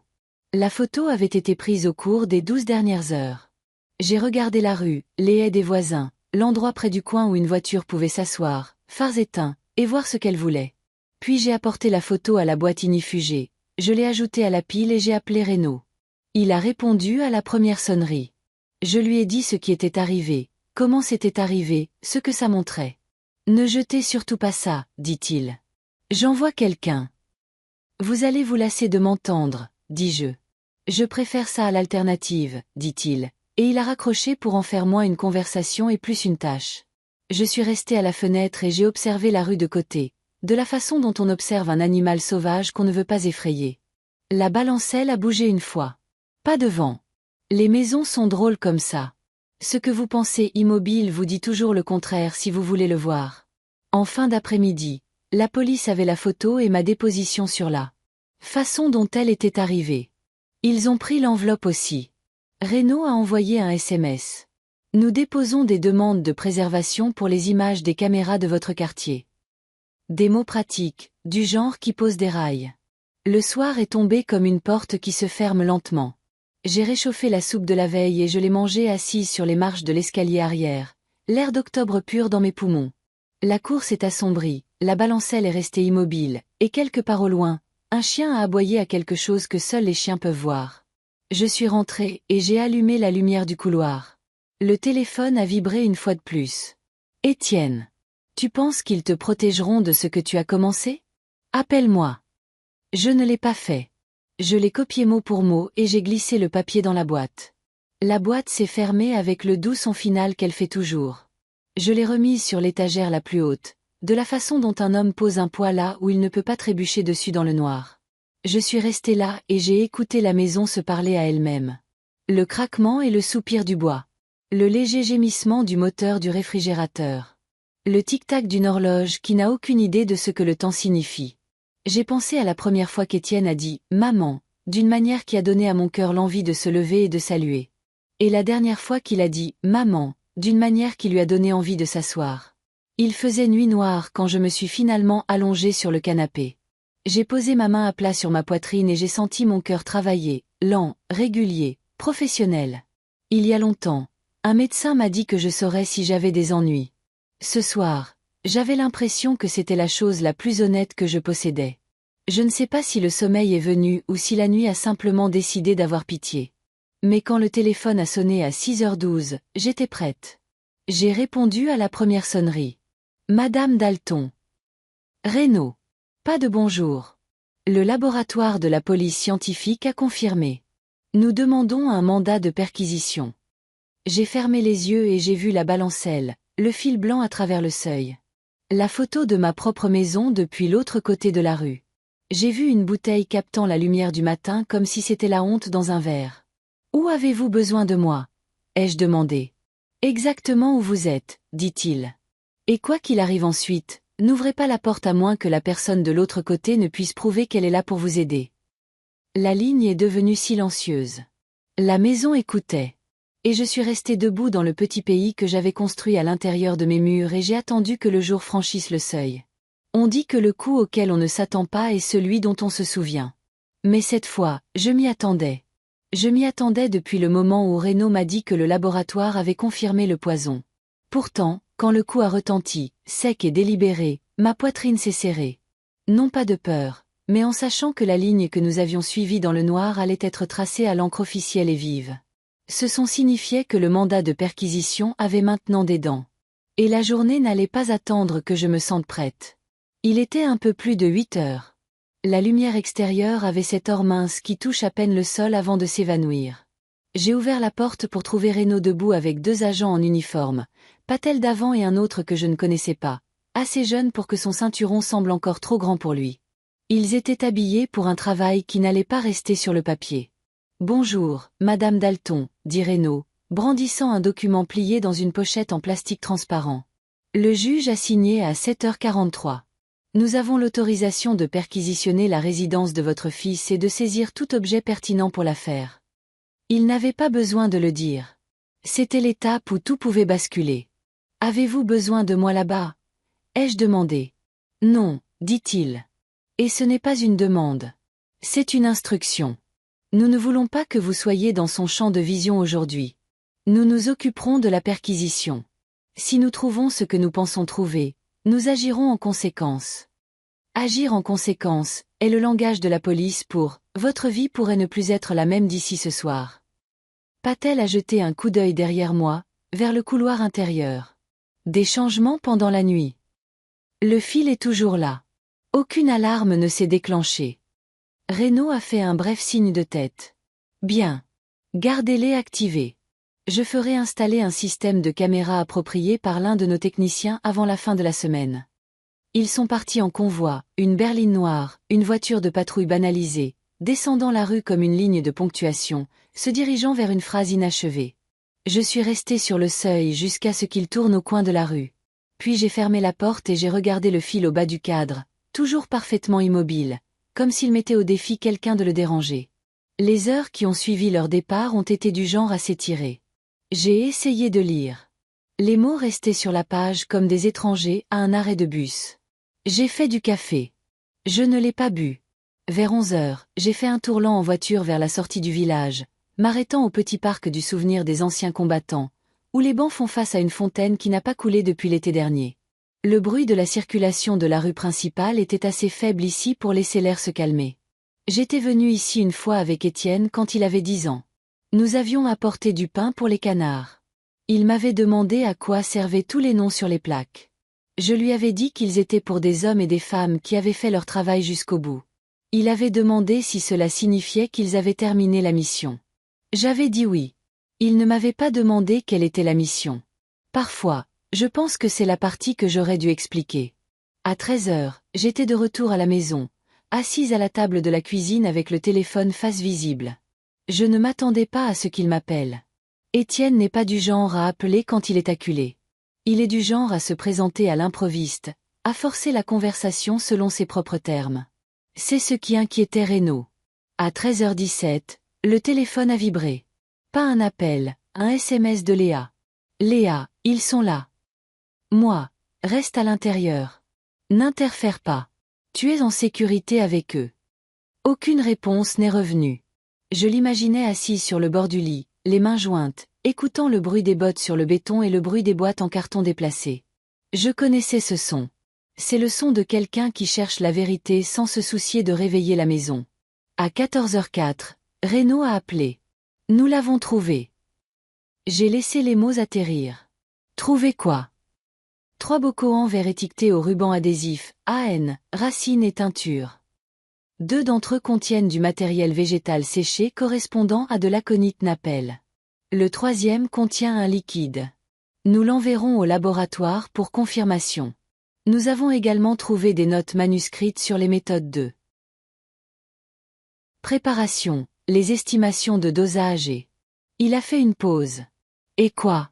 Une enveloppe qui vous est adressée, non scellée. À l'intérieur, une courte lettre. Votre nom en haut, et en bas les mots. Tu comprendras pourquoi quand ce sera fini. Rien entre les deux, sauf le dessin d'un arbre avec ses racines encerclées. La cuisine semblait plus froide. Il m'a laissé un message au cas où la bouteille fonctionnerait. C'est ce qu'il semble, dit Renaud, la voix égale. Nous allons le consigner, le mettre sous scellé et tout photographier. Léa coopère pleinement. Elle a donné son consentement pour la perquisition des appareils numériques partagés. L'avez-vous en garde à vue? Pas encore. Il n'était pas à la maison quand nous sommes arrivés. Nous avons lancé un avis de recherche. J'ai serré le téléphone plus fort. Commissaire, s'il vient ici, appelez le 17 immédiatement. J'ai déjà signalé votre adresse pour une intervention prioritaire.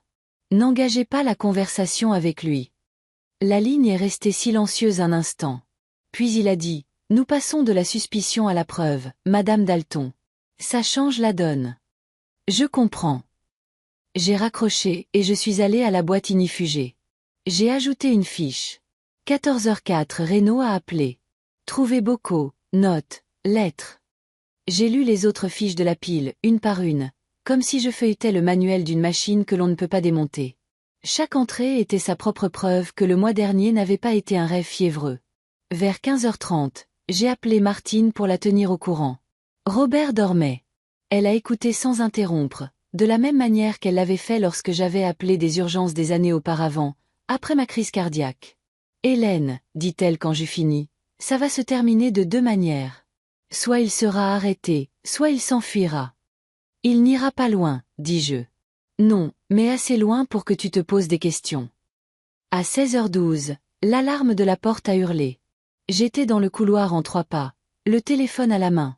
La porte d'entrée était fermée, le fil à travers le cadre intact. Le son venait de l'arrière. J'ai avancé lentement, non pas parce que j'avais peur, mais parce qu'on ne se précipite pas quand on a besoin de tout voir. Par la fenêtre de la cuisine, j'ai vu la moustiquaire se balancer 1 fois, 2 fois, puis s'immobiliser.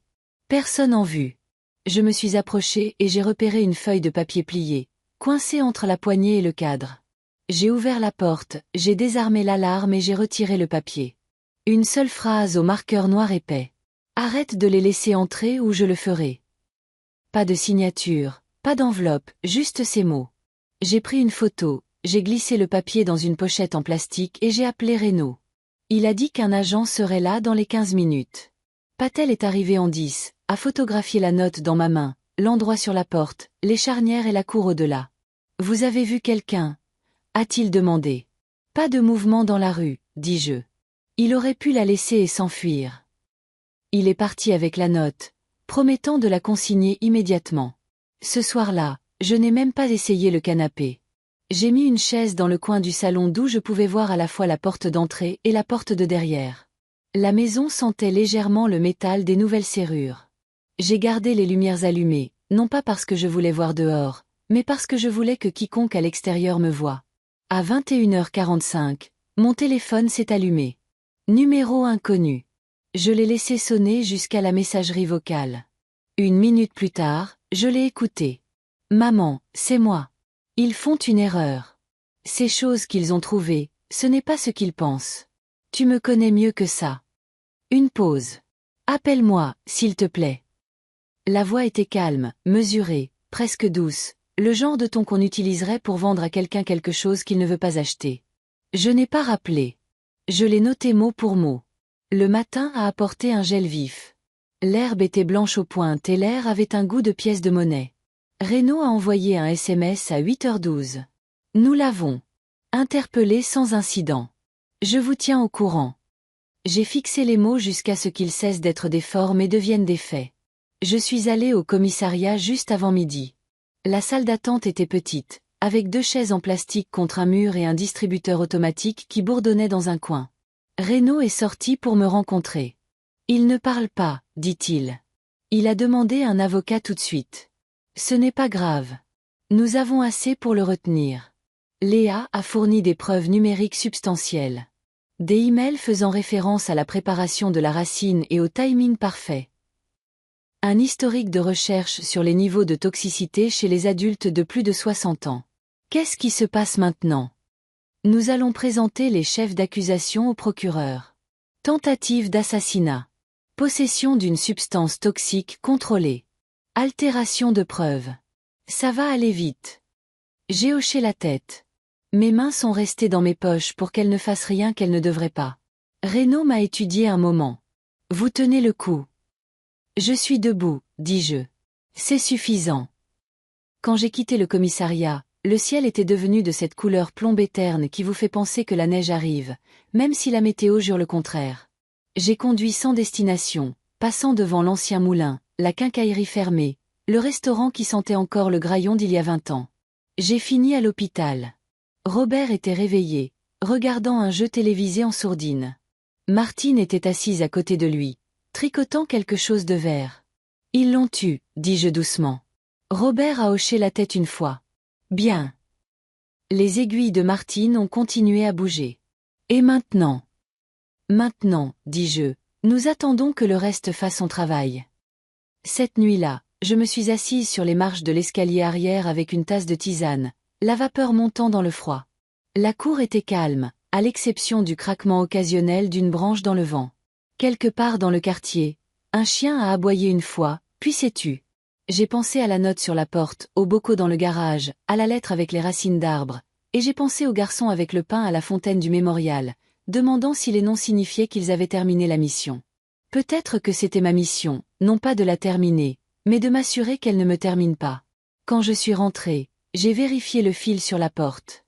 Toujours là, toujours à dire la vérité. Le mot « poison » est un mollet. Il ne reste pas simplement dans votre bouche. Il change votre façon de respirer. Renaud ne l'a pas dit tout de suite. Il a d'abord laissé Guy expliquer, peut-être parce qu'il savait que l'entendre d'un ami serait plus doux que de l'entendre d'un commissaire. Mais il n'y a pas de façon douce d'entendre que quelque chose destiné à vous tuer était déjà à l'intérieur d'un homme que vous respectez. Et que c'était vous qui le lui aviez donné. Tout a commencé 2 matins après le premier malaise de Robert. J'étais dans la cuisine en train de préparer des flocons d'avoine que je ne comptais pas manger quand le téléphone a sonné.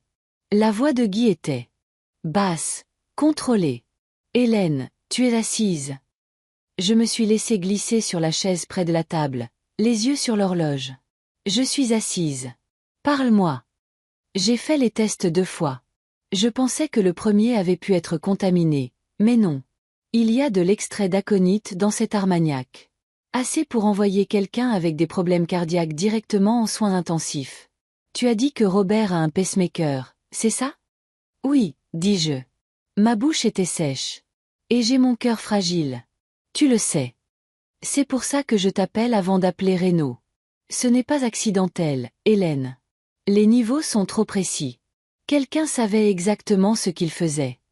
J'ai laissé cette information s'installer. Le bourdonnement du réfrigérateur sonnait comme une alarme. Vas-y, appelle-le. Il doit savoir maintenant. Je lui envoie le rapport. Garde ton téléphone près de toi. Au moment où j'ai raccroché, j'ai regardé la boîte ignifugée dans le coin du salon. J'y avais conservé les petites choses, date, copie de SMS, photo de la boîte, et maintenant la fiole en plastique avec l'échantillon d'armagnac. J'ai sorti une nouvelle fiche. Guy confirme poison. 8h43. Appel à Renaud en attente. Je l'ai écrit lentement, chaque mot un clou. Le temps que je pose le stylo, le téléphone sonnait à nouveau. Renaud. Madame Dalton, je viens de parler à Guy. J'arrive chez vous. Nous allons avoir besoin de la bouteille originale, de tout emballage, et de votre déposition. Êtes-vous d'accord pour que je la prenne comme preuve? Je ne la veux pas une minute de plus dans ma maison, dis-je. Il est arrivé en moins de 15 minutes, seul cette fois. Il portait des vêtements civils, une veste sombre et un jean, mais l'insigne était toujours à sa ceinture. Où est-elle? Demanda-t-il, sans même s'asseoir. J'ai montré du doigt le placard où je l'avais gardé depuis le jour de son arrivée. Il a mis des gants, a soulevé la bouteille à 2 mains comme si c'était un obus non explosé. Vous ne l'avez pas ouverte? Non. Même pas décellée. Je me suis dit que je la donnerais à Robert et que je le laisserais décider. Renaud a inspecté l'étiquette, le seau de cire et le numéro de série gravé. Ces éditions limitées sont souvent tracées via les distributeurs. Si Étienne l'a acheté lui-même, nous pourrions peut-être suivre la trace administrative. S'il a demandé à quelqu'un d'autre de se la procurer. Il s'est interrompu, les yeux plissés. Cette personne est aussi coupable que lui, ai-je terminé. Nous nous sommes assis à la table pendant que je passais tout en revue, le cadeau d'Étienne, l'écriture, et ma décision de le donner à Robert. Je lui ai parlé des derniers mots qu'Étienne m'avait dit avant le silence. Un jour, tu regretteras de l'avoir choisi lui plutôt que moi. Renaud l'a noté mot pour mot. C'est important. Ça montre un mobile, du ressentiment. Le mobile n'est pas nouveau, dis-je. La méthode, si. Plus tard dans l'après-midi, je suis allé voir Robert. Il était assis, pâle mais alerte, la télé à faible volume. Martine était à ses côtés, tricotant quelque chose de bleu foncé. Ils ont trouvé quelque chose dans l'Armagnac, lui ai-je dit doucement. Les sourcils de Robert se sont froncés. Comme du poison, dis-je. De l'aconite. Guy l'a testé 2 fois. Les mains de Martine se sont figées au milieu d'une maille. Hélène, je suis désolée, dis-je. Je ne savais pas. Dieu m'est témoin, je ne savais pas. Robert a secoué la tête. Ne te blâme pas. Tu ne l'as pas versé dedans. Non, dis-je, mais je l'ai mis entre tes mains. En rentrant ce soir-là, le poids dans ma poitrine n'était pas seulement dû à mon état cardiaque. C'était de savoir que chaque kilomètre que je parcourais était un kilomètre de plus vers ce qui allait suivre. Étienne avait franchi une ligne qu'on ne peut pas défranchir, non seulement avec moi, mais avec le père de sa propre femme. À un feu rouge, je me suis surprise à serrer le volant si fort que mes jointures étaient blanches. J'ai pensé au jour de sa naissance, la première fois qu'il avait enroulé sa petite main autour de mon doigt, et j'ai pensé à la main qui avait écrit ces mots froids sur le paquet. Le lendemain, Guy a rappelé. Hélène. J'ai creusé un peu plus. L'aconite Napel n'est pas exactement courant en vrac. Il y a des contrôles agricoles. Quelqu'un a dû le cultiver ou l'obtenir d'une source contrôlée. Donc, pas juste une plante sauvage qu'il a cueillie sur le bord de la route. Non. Et la façon dont il a été traité, extrait, réduit, mélangé à l'armagnac. C'est un travail soigné, comme si quelqu'un testait la quantité qu'il pouvait utiliser sans altérer le goût. Ce détail m'a glacé plus que tout. Tester signifiait de la pratique, et la pratique signifiait de l'intention. Renaud est passé dans la soirée avec une mise à jour. Nous avons des motifs raisonnables et suffisants pour obtenir un mandat de perquisition pour la propriété d'Étienne. Garage, cabanon et tout box de stockage. Le juge aura besoin de la confirmation du laboratoire de notre équipe. Mais le rapport de Guy nous fait déjà une bonne partie du chemin. Faites vite, dis-je. Il n'est pas du genre à attendre s'il sent le danger. Renaud m'a étudié. Madame Dalton, quand cela avancera, ça va devenir moche. Êtes-vous prête pour ça? J'ai pensé au visage pâle de Robert, au moniteur qui bipsait à côté de son lit. Le moche est déjà là. Cette nuit-là, la maison semblait trop silencieuse. J'ai vérifié 2 fois les serrures, le fil que j'avais tendu bas à l'intérieur du cadre de la porte d'entrée et le détecteur de mouvement à l'arrière. Une habitude de mon service militaire. Toujours savoir si quelqu'un est allé là où il ne devrait pas. Je me suis assise à la table de la cuisine avec la boîte inifugée ouverte, lisant mes fiches comme des chapitres. Chacune était un morceau de l'histoire. Je me demandais ce que dirait la dernière fiche. Juste après minuit, un bruit m'a réveillé, un léger tintement, comme du verre sur du bois. Je me suis levée, je suis allée dans le salon. À travers la vitre dépolie de la porte d'entrée, j'ai vu une ombre s'éloigner en descendant les marches. Le temps que j'ouvre la porte, la rue était vide. À mes pieds se trouvait une petite boîte carrée enveloppée dans du papier craft. Pas de ruban cette fois. Pas de mots. Je n'y ai pas touché. J'ai appelé Renaud à la place. Il m'a dit de m'éloigner, d'attendre un agent. Quand Patel est arrivé, il s'est accroupi pour l'inspecter, puis a sifflé doucement. On dirait une autre bouteille, dit-il. Un autre armagnac. Pourrait être, il a hoché la tête. Pourrait être autre chose. Ils l'ont emporté sans l'ouvrir devant moi. Le lendemain, Renaud a confirmé que ce n'était pas de l'armagnac, juste une carafe vide. Mais à l'intérieur, là où le liquide aurait dû être, se trouvait un morceau de papier plié avec 2 mots. La prochaine fois. C'est à ce moment-là que l'affaire a cessé de ne concerner que des preuves. Elle concernait le temps. Combien en avions-nous avant qu'il n'essaie à nouveau? Le lendemain matin, Renaud a appelé tôt. Le juge a signé le mandat. Nous le servons demain matin. Je veux que vous restiez sur place. Ne vous faites pas remarquer. Ce n'est pas ma première fois, dis-je. Peut-être pas, mais ça pourrait être votre dernière si vous ne faites pas attention. Cette journée a traîné comme une mauvaise jambe. Je me suis occupé en réparant une charnière lâche sur le portail arrière, en resserrant les vis de la rampe de la terrasse.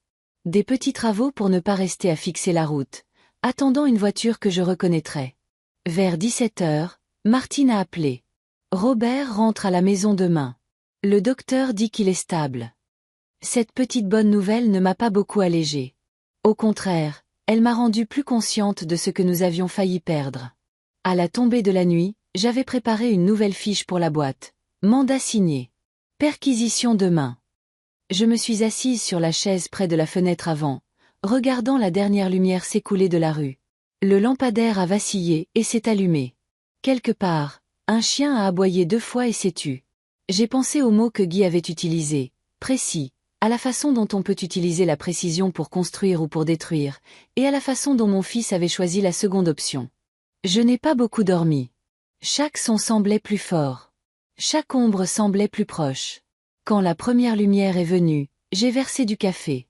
Je ne l'ai pas bu, je me suis assise à la table et j'ai attendu que le téléphone sonne. Il a sonné à 7h43. Renaud. On y va. Et avec ça, la 5e partie s'est terminée non pas avec une réponse, mais avec la brusque inspiration qui la précède. On dit qu'on ne peut pas se préparer à voir son enfant menotté. Je ne le voyais pas encore, mais je savais que ça arrivait. Ce à quoi on peut se préparer, c'est au silence. Le moment où la vérité commence à sortir des coins sombres, et où l'on se rend compte qu'elle n'y retournera pas. À 7h43, Renaud avait dit « On y va ». À 8h15, j'étais assise à 2 rues de la maison d'Étienne, observant depuis le pare-brise fissuré de ma vieille Renault, les voitures de police banalisées s'arrêter devant son allée. Je n'avais pas dit à Renaud que je serais là. Il m'aurait dit de rester à la maison. Mais il y a une différence entre être averti et être effrayé. C'était aussi mon combat, même si je ne tenais pas le mandat. La maison d'Étienne se trouvait sur un terrain d'angle, le genre de boîte de banlieue avec un revêtement en vinyle et une pelouse trop parfaite pour être naturelle. J'ai regardé 2 agents s'approcher de la porte. Renaud juste derrière eux. L'un a frappé, une longue pause. Puis la porte s'est ouverte, et il était là, mon fils, portant un t-shirt délavé du Paris Saint-Germain et un visage que je reconnaissais à peine. Je ne pouvais pas entendre les mots, mais j'ai vu la façon raide dont il a croisé les bras, le demi-pas en arrière quand Renaud a brandi le papier. Les agents sont entrés, et Étienne a suivi, la mâchoire serrée. Je suis resté dans la voiture, moteur éteint, les mains sur le volant. Les minutes s'étiraient. J'imaginais le bruit des tiroirs qui s'ouvrent, des boîtes qui glissent sur les étagères, le bruissement du papier. J'avais participé à assez de perquisitions pendant mon service pour en connaître le rythme. Balayage rapide, puis trilant. Mon téléphone a vibré. Un SMS de Renaud. Trouvez quelque chose. Je vous tiens au courant. Ce « quelque chose » est apparu 20 minutes plus tard, lorsqu'un agent a transporté un sac de preuves en plastique jusqu'à la voiture de patrouille. Même d'où j'étais, je pouvais voir l'étiquette. Même marque, même style de série que l'armagnac qu'Étienne m'avait envoyé. Sauf que celui-ci était à moitié vide. Je n'ai pas bougé. Je n'ai presque pas respiré, car trouver cette bouteille n'était pas la fin. C'était le début de la fin. À 9h05, Renaud est sorti, a balayé la rue du regard et a repéré ma voiture. Il s'est approché, s'est penché vers la fenêtre ouverte. « Vous ne devriez pas être ici, dit-il. Trop tard pour ça. Qu'avez-vous trouvé ? Quelques autres bouteilles du même lot. Une ouverte, une scellée. Nous les ferons tester, mais il y a un résidu dans celle qui est ouverte, une poudre blanche. Faible, comme ce que Guy a trouvé. J'ai dégluti difficilement. C'est assez. C'est assez pour faire avancer les choses. Mais Hélène. Il a hésité. Nous avons aussi trouvé un carnet, manuscrit, codé par endroits. Guy pourra peut-être nous aider avec, Mais d'après ce que j'ai parcouru, ça ressemble à des notes de dosage, des essais. Le mot « essai » a atterri lourdement. Donc Robert n'était pas le premier. Renaud n'a pas répondu. Il n'en avait pas besoin. Je me suis adossée, les yeux sur la maison. À l'intérieur, quelque part, se trouvait le garçon à qui j'avais appris à faire du vélo. L'adolescent que j'avais conduit à son premier travail. Le jeune homme aux côtés duquel je m'étais tenue quand il a épousé Léa. Et maintenant, il y avait un homme qui tenait des notes de dosage. Un homme qui aurait pu être la raison pour laquelle Robert a failli mourir. La radio de Renaud a grésillé. Il s'est redressé. Ils le sortent. Vous êtes sûr de vouloir voir ça? J'en ai déjà assez vu, dis-je. Mais je ne suis pas parti. La porte d'entrée s'est ouverte. Étienne est sorti, flanqué de 2 agents. Ses poignets étaient menottés devant lui, le menton haut, les yeux froids. Il a balayé la rue du regard jusqu'à ce qu'il se pose sur moi. Nos yeux se sont croisés. Pas de mots, pas de signe de tête. Juste ce regard, le genre qu'on lance à quelqu'un qu'on a connu mais qu'on ne revendique plus. Ils l'ont mis à l'arrière de la voiture de police. Je suis restée jusqu'à ce que la voiture s'éloigne, le reflet du soleil du matin se prenant dans la vitre. Renaud est revenu. Il va au commissariat. On va l'enregistrer, commencer l'interrogatoire. Il va probablement prendre un avocat. Je sais, dis-je. Et le carnet? Je vais le faire copier avant qu'il ne soit versé comme preuve complète. Si vous en avez le courage, vous pourrez y jeter un œil, voir si certaines dates correspondent à quelque chose dont vous vous souvenez. Cet après-midi-là, au commissariat, Renaud a posé le carnet sur la table entre nous. L'écriture était celle d'Étienne, les boucles inimitables sur les G, la façon dont il appuyait assez fort pour marquer la page. Certaines entrées étaient datées, avec des chiffres à côté.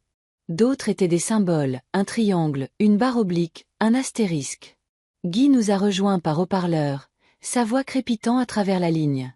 Ce triangle, c'est l'abréviation pour une demi-dose dans certains cercles vétérinaires. Et l'astérisque signifie généralement observé pour un effet retardé. J'ai tourné à une page datée d'il y a 6 mois. À côté de la date, un seul mot, test. Puis un triangle, puis RF. Mon estomac s'est noué. RF. Robert Fournier. Renaud l'a noté. Donc, il pensait à ça depuis des mois. 2 pages plus loin, j'ai vu un autre jeu d'initiales. HD. Les miennes. Hélène Dalton. À côté, pas de triangle, pas de demi-dose, juste un chiffre plein, plus grand que les autres.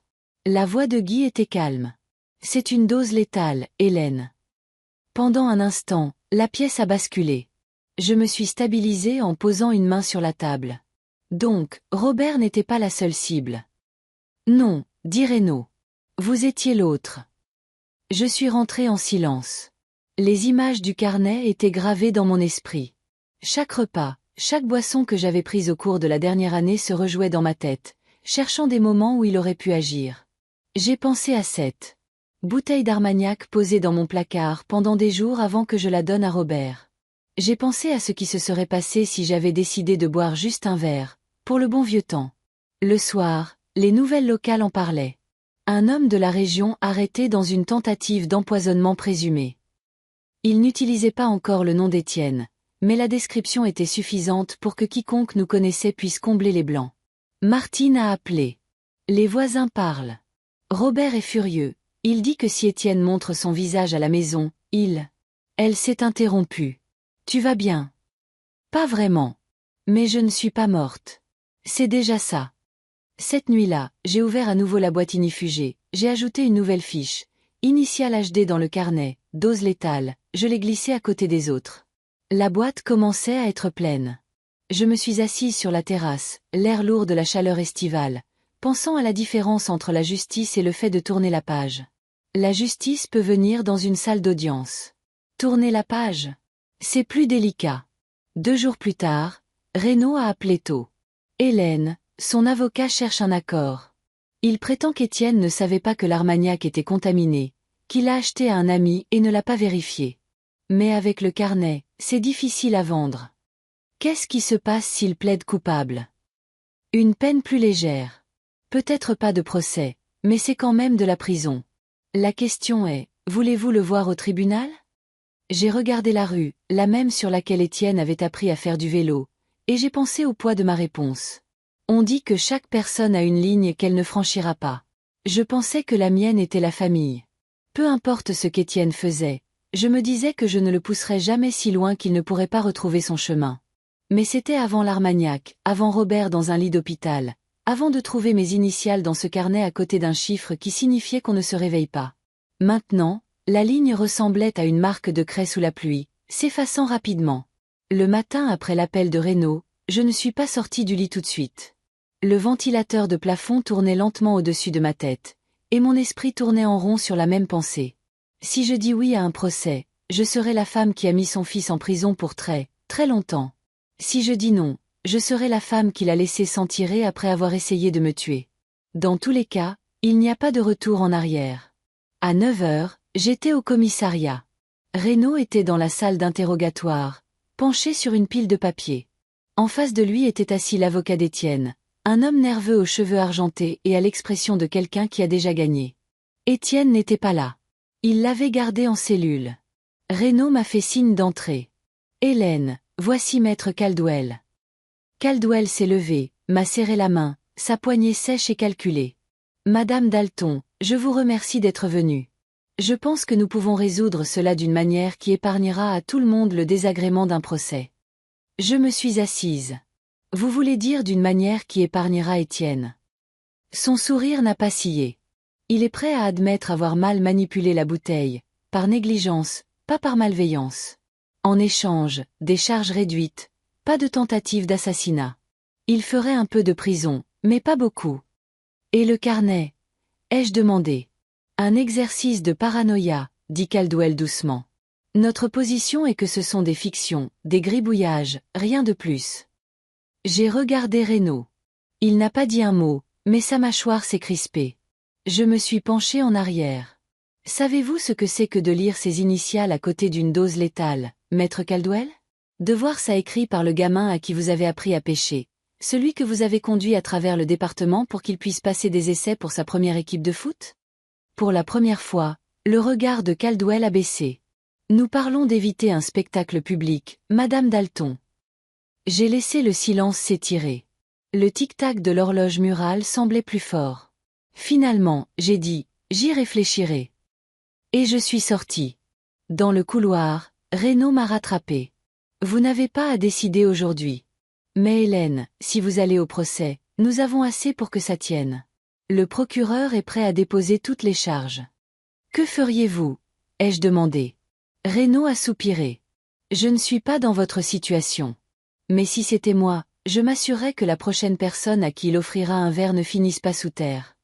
Cette nuit-là, mon téléphone a sonné. C'était Robert Fournier.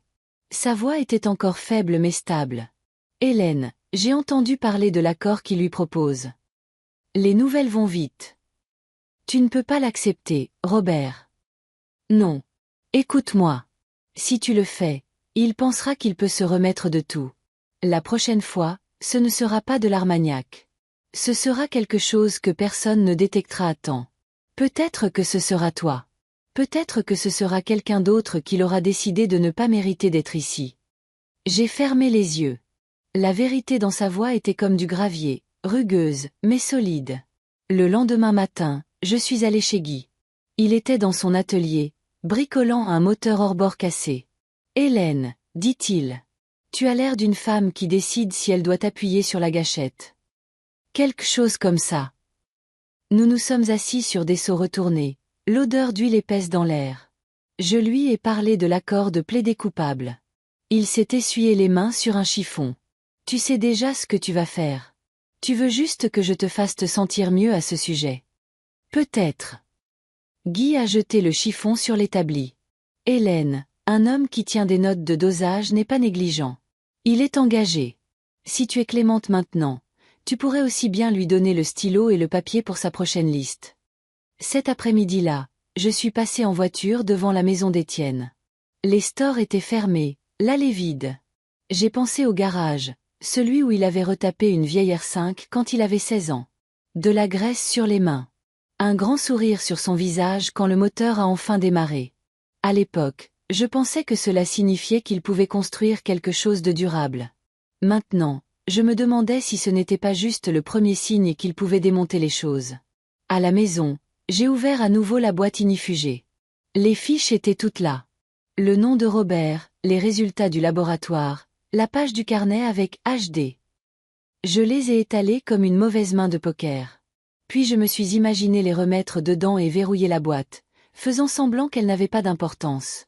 Mais la vérité, c'est qu'elle comptait plus que tout. La décision est venue comme une porte qui se ferme d'un clic. J'ai appelé Renaud. Dites au procureur que je témoignerai. Pleine charge.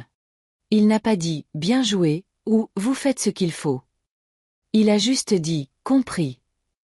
Et c'était suffisant. 3 jours plus tard, l'audience était fixée. Motion préliminaire, liste de preuves, préparation des témoins. Caldwell a déposé des objections à la moitié, mais le juge a rejeté la plupart. Quand ils ont amené Étienne dans la salle d'audience pour la première fois, il a balayé la pièce du regard et m'a trouvé. Ses yeux ne se sont pas adoucis.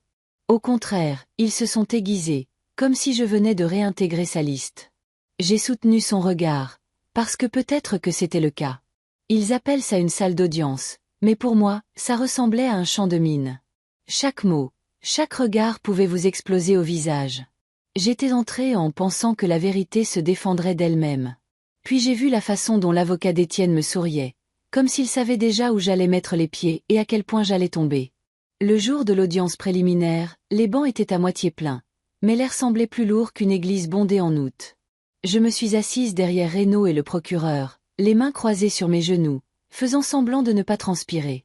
Étienne est entré, vêtu de l'uniforme de la prison, les poignets menottés. Il ne m'a pas regardé au début. Puis il l'a fait, juste assez longtemps pour laisser les coins de sa bouche se contracter, non pas en un sourire, mais en quelque chose de plus froid. Je me suis rappelé pourquoi j'étais là. Le lit d'hôpital de Robert, le rapport de laboratoire, ce maudit carnet. Le juge a appelé à l'ordre.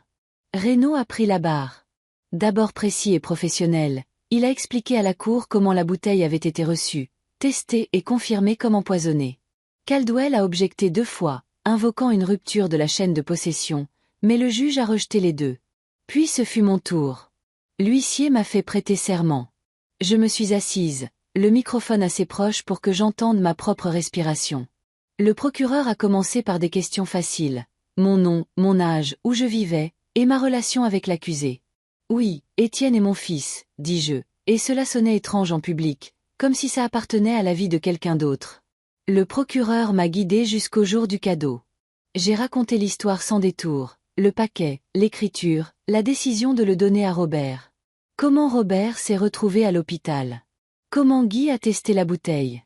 J'ai gardé un ton égal, comme Renaud me l'avait dit. Tenez-vous-en au fait. Laissez les preuves faire le travail. Puis Caldwell s'est levé. Madame Dalton, commença-t-il, la voix douce comme du bois poli. Vous prétendez reconnaître l'écriture de mon client sur la note. Je ne prétends pas. Je sais. Mais vous n'avez pas vu cette écriture depuis plus de 3 ans. Correct. C'est exact. Est-il possible alors que vous vous trompiez? Non. Il s'est penché, une main sur la barre. Vous dites à cette cour que vous êtes certaine, au-delà de tout doute, que la vie d'un homme devrait être ruinée parce que vous pensez qu'une note ressemble à l'écriture de votre fils. J'ai senti la première bouffée de chaleur dans ma poitrine. Je ne pense pas. Je sais. Caldwell a reculé, presque nonchalamment. Intéressant. Parce que nous avons ici, il a brandi un papier, une analyse graphologique d'un expert certifié qui dit que la note n'a pas pu être écrite par Étienne Dalton. Des murmures ont parcouru la salle. Le juge a frappé son marteau. Le procureur a objecté, contestant la validité du rapport. Le juge l'a autorisé pour le dossier, mais mon estomac s'est noué. Caldwell a souri légèrement. Et dites-moi, Madame Dalton, n'est-il pas vrai que vous et mon client avez une relation tendue depuis des années? Que vous avez vendu la ferme de son père sans le consulter? Le procureur a de nouveau objecté. Non pertinent et incendiaire. Maintenu, a dit le juge, mais le mal était fait. Les jurés l'avaient entendu. Quand ce fut terminé, je suis descendue de la barre, les jambes plus lourdes qu'elles ne l'avaient été depuis des années. Renaud m'a rejointe à la table. Ils essaient de vous dépeindre comme amère, Pleine de ressentiment, dit-il doucement. C'est tout ce qu'ils ont. Ne laissez pas ça prendre. Mais je sentais que ça prenait déjà. Dehors, sur les marches du palais de justice, Robert attendait, s'appuyant sur sa canne. Ils jettent de la boue, dit-il. Peu importe si c'est vrai. Ils ont juste besoin d'en jeter assez pour brouiller l'eau. J'ai hoché la tête. Ils ont un rapport graphologique maintenant.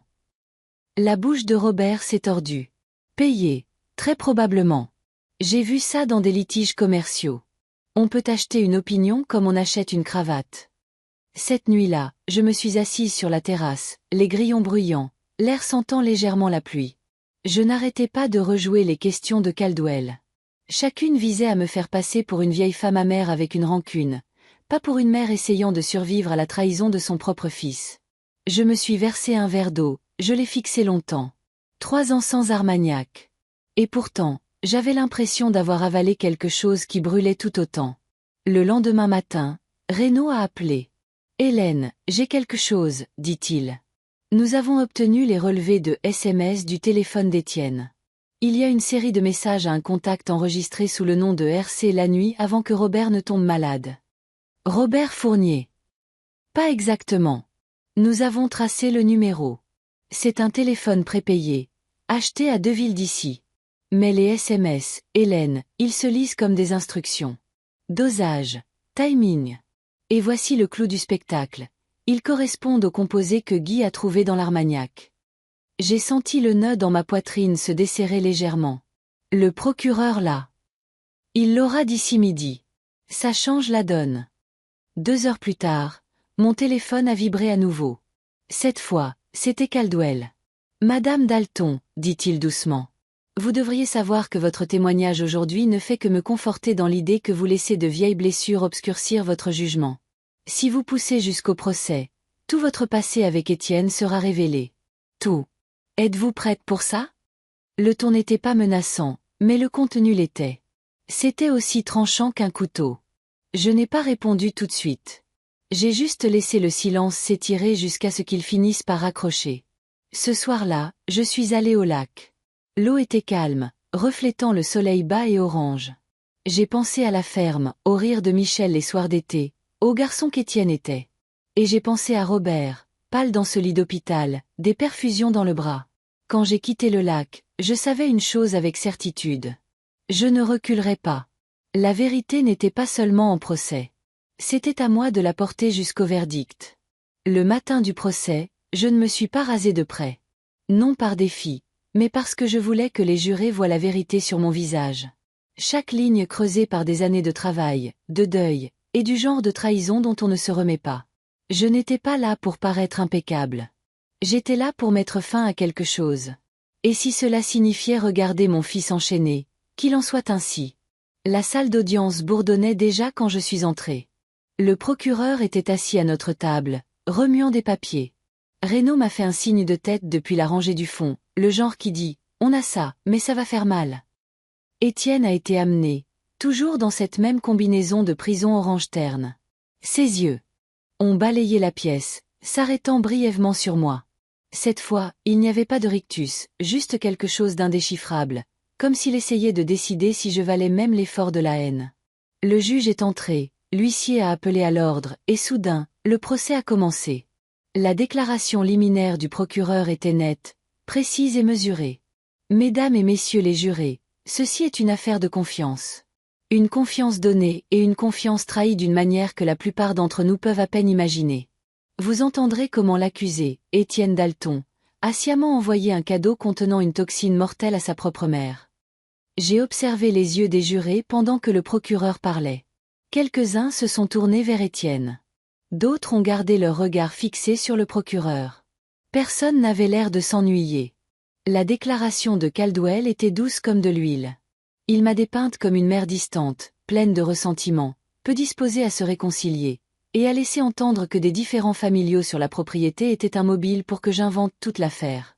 J'ai gardé la mâchoire serrée, mais à l'intérieur, je sentais la vieille colère monter. Le premier témoin était Robert Fournier. Il a marché lentement jusqu'à la barre, s'appuyant lourdement sur sa canne, mais sa voix était stable. Je me souviens du goût, amer, pas comme un Armagnac que j'avais déjà bu, a-t-il dit au jury. En moins d'une heure, je ne pouvais plus me tenir debout sans aide. Je pensais que c'était mon cœur qui lâchait. Il s'est avéré que c'était l'idée de quelqu'un d'autre. Quand Caldwell l'a contre-interrogé, il a essayé de suggérer que Robert avait mélangé des médicaments avec de l'alcool et avait causé son état. La réponse de Robert a été calme. « Écoutez, mon jeune. Je prends ces médicaments depuis 10 ans. Je n'ai jamais fini à l'hôpital avant cette nuit-là. » Le jury a aimé cette réponse. Je pouvais le voir. Puis Reno a pris la barre avec les relevés téléphoniques, les SMS au téléphone prépayé, les horodatages, les instructions de dosage chimique, tout était exposé. Caldwell s'est opposé à leur admissibilité, invoquant des violations de la vie privée, mais le juge l'a débouté. Quand le procureur a demandé à Reno de lire l'un des messages à haute voix, la salle est devenue silencieuse. Assure-toi qu'elle est tout dans le premier vers. Il n'en faudra pas beaucoup avec son cœur. Certains jurés semblaient choqués. Une femme au premier rang a pressé ses lèvres comme si elle retenait des mots. J'ai senti mon souffle se couper. Voir les preuves en noir et blanc était une chose. Les entendre à voix haute dans cette salle d'audience stérile en était une autre. Le procureur m'a appelé ensuite. J'ai raconté l'histoire à nouveau. L'anniversaire, la bouteille, le fait de la donner à Robert, l'hôpital. J'ai essayé de ne pas m'attarder sur le personnel, mais il est difficile de parler de son fils qui essaie de vous tuer sans que les bords ne se voient. Le contre-interrogatoire de Caldwell a été plus dur cette fois. Madame Dalton, êtes-vous au courant que mon client prétend que c'était un cadeau acheté par sa femme sans qu'il le sache? J'ai secoué la tête. Non. Et je n'y crois pas. Vous n'y croyez pas parce que vous ne voulez pas y croire. Vous avez construit toute cette affaire sur des suppositions. Non, l'ai-je coupé. Sur des preuves. Le genre que votre client a laissé partout sur cette bouteille. Le juge m'a dit de ne répondre que lorsqu'on me le demandait, mais j'avais déjà vu la mâchoire de Caldwell se crisper. Dans l'après-midi, les deux parties avaient terminé leur plaidoirie pour la journée. Demain, ce seraient les réquisitoires finaux. Je suis sorti prendre l'air frais, mais avant que je puisse prendre 2 respirations, j'ai entendu mon nom. Maman. Je me suis retourné. Étienne se tenait juste au-delà du point de contrôle de sécurité, un adjoint à son coude. Sa voix était basse. Tu penses que ça fait de toi une sorte d'héroïne? Je l'ai regardé droit dans les yeux. Non. Ça fait de moi une femme qui est encore en vie. Sa lèvre s'est retroussée. Ce n'est pas fini. L'adjoint l'a emmené avant que je puisse répondre. Cette nuit-là, Reno a appelé. Vous devriez savoir, dit-il. Caldwell a déposé une motion pour annulation du procès. Il prétend que de nouvelles preuves n'ont pas été divulguées à temps. Est-ce que ça va tenir? Pas avec ce juge. Mais c'est une tactique d'intimidation. Ils essaient de vous déstabiliser avant demain. Je ne l'ai pas dit à voix haute, mais je savais qu'ils n'essayaient pas seulement de me déstabiliser. Ils essayaient de voir si j'allais flancher. Le lendemain matin, j'ai mis la même veste que j'avais portée à l'enterrement de Michel. Non par sentimentalisme, mais parce qu'elle me rappelait ce que c'est que la vraie perte. Quoi qu'il arrive dans cette salle d'audience aujourd'hui, j'avais déjà survécu à pire. Quand le juge a appelé au plaidoirie finale, la voix du procureur était comme de l'acier enveloppé de velours. Vous avez entendu les témoignages. Vous avez vu les preuves. Et vous avez lu les mots que l'accusé a envoyés à son complice. Ce n'était pas un accident. C'était un acte délibéré contre sa mère et l'ami de sa mère. Nous vous demandons de rendre le seul verdict qui reflète la vérité. Coupable. La plaidoirie de Caldwell était plus froide, presque clinique. Il a parlé de doutes raisonnables, de querelles familiales, des dangers de supposer l'intention. Mais quand le jury est parti délibérer, j'ai vu quelque chose sur leur visage. De la fatigue, peut-être, mais aussi de la certitude. L'attente a semblé plus longue que le procès lui-même. Reno était assis avec moi dans le couloir, parlant peu. Robert somnolait sur une chaise, sa canne sur ses genoux. Puis l'huissier nous a rappelé. Le jury était prêt. J'ai regardé leur président se lever. Il n'a pas regardé Étienne. Il a regardé le juge. Sur le chef d'accusation de tentative d'assassinat, nous déclarons l'accusé. Et dans cette demi-seconde avant qu'il ne finisse, j'ai réalisé que je retenais mon souffle depuis le jour où cette bouteille était apparue sur ma terrasse. Coupable. Ce seul mot a atterri comme la première goutte de pluie sur un toit après des mois de sécheresse. Il n'a pas tonné. Il n'a pas rugi. Il s'est juste infiltré, Silencieux, mais indéniable. Et j'ai su qu'il n'y avait pas de retour en arrière. Pas pour Étienne. Pas pour moi. La salle d'audience n'a pas explosé en halètement comme on le voit à la télé. Elle a juste respiré différemment. Et pour la première fois en 3 ans, moi aussi. Le juge a remercié les jurés, les a renvoyés et a commencé à lire la sentence. 25 ans de réclusion criminelle, avec une période de sûreté de 15 ans. Sa voix était stable, mesurée, mais je sentais le poids de chaque syllabe s'abattre. Étienne n'a pas tressailli. Il est resté assis, les mains menottées devant lui, les yeux fixés sur un point au-dessus de la tête du juge. Si je ne savais pas mieux, j'aurais pensé qu'il s'ennuyait. L'huissier s'est avancé pour l'escorter, mais Étienne a tourné la tête au dernier moment. Nos yeux se sont croisés, et à cet instant, il n'y avait pas de salle d'audience, pas de jury, pas d'officier en uniforme, juste le garçon à qui j'avais appris à lancer une balle, regardant la femme qu'il avait essayé de tuer. Ses lèvres ont à peine bougé. Ce n'est pas le dernier chapitre. Puis il était parti. Je pensais que le soulagement m'envahirait, mais ce ne fut pas le cas. Ce qui est venu à la place, c'est une douleur creuse. La justice avait été rendue sur le papier, mais rien sur le papier ne pouvait recoller les morceaux de ce qui s'était brisé entre nous. Robert Fournier a posé une main sur mon épaule alors que nous sortions. « Tu as fait ce que tu devais faire, Hélène. Ne laisse personne te dire le contraire. » J'ai hoché la tête, mais je n'ai pas répondu, car il y avait une partie de moi qui se demandait encore si j'avais perdu plus que je n'avais gagné. Dehors, l'air était plus vif qu'il ne l'avait été ce matin-là. Le ciel avait cette luminosité de fin d'automne où le soleil semble proche, mais le vent vous transperce. La fille de Robert est arrivée dans une camionnette bleue, l'a aidé à monter sur le siège passager et m'a fait un petit signe de la main. J'ai marché les 2 rues jusqu'à ma voiture, seule. Aucun journaliste ne m'a suivi. Ce n'était pas le genre d'affaire qui faisait les gros titres en dehors de notre département, mais dans notre petit cercle, elle résonnerait longtemps. En me glissant derrière le volant, j'ai aperçu quelque chose sur le siège passager. L'enveloppe que le greffier m'avait remise avant notre départ. À l'intérieur, l'inventaire des biens d'Étienne, montre, ceinture, portefeuille et une note pliée. L'écriture était la sienne. Tu as toujours dit qu'on se ressemblait plus que je ne voulais l'admettre. Peut-être que maintenant tu verras que ce n'est pas un compliment. Pas de signature, juste ça. Je ne l'ai pas froissé. Je l'ai replié, je l'ai glissé dans la boîte à gants et j'ai démarré le moteur. Les semaines qui ont suivi ont été calmes d'une manière que je n'avais pas ressentie depuis des années. Pas de messages cryptiques, pas de coups inattendus à la porte. Robert s'est remis plus vite que les médecins ne l'avaient prévu, bien que son appétit pour l'armagnac se soit complètement évaporé. Guy est passé un après-midi avec un sac en papier. À l'intérieur se trouvait la petite fiole d'armagnac qu'il avait testée pour moi. Je me suis dit que tu voudrais peut-être la garder, dit-il. Pas comme un trophée. Comme un rappel. Je l'ai mise à côté du verre que j'avais gardé, celui dans lequel Robert avait bu cette nuit-là. Ensemble, ils avaient l'air presque innocents, comme des accessoires dans une nature morte. Mais je savais mieux. 2 mois après le verdict, le commissaire Reynaud s'est arrêté en rentrant d'une partie de pêche. Il s'est appuyé contre la rampe de ma terrasse, le soleil tardif se reflétant dans ses lunettes de soleil. Ils ont découvert d'où venait le poison, dit-il. Ce n'était pas l'idée d'Étienne, du moins pas à l'origine. Ma mâchoire s'est crispée. Qui? Le cousin de sa femme. Il travaille dans l'aménagement paysager, c'est comment extraire l'aconite.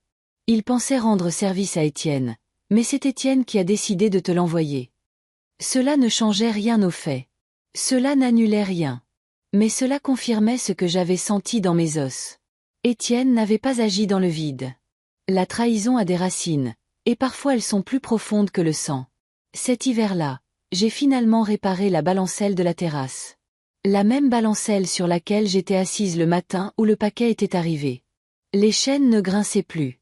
Les planches n'étaient plus fendillées. Un après-midi froid, je me suis assise là avec une tasse de café noir, regardant le soleil tomber derrière les arbres nus. Sur la petite table à côté de moi se trouvait le verre, la fiole et une seule enveloppe Kraft étiquetée « Ne pas ouvrir » de mon écriture. À l'intérieur, il y avait tout, des photos d'Étienne enfant, les documents du tribunal et la note qu'il m'avait laissée. Un jour, peut-être, je déciderai de la garder ou de la brûler. Pour l'instant, elle restait scellée. Les gens pensent que la vengeance se termine lorsque le marteau tombe, lorsque les coupables sont emmenés.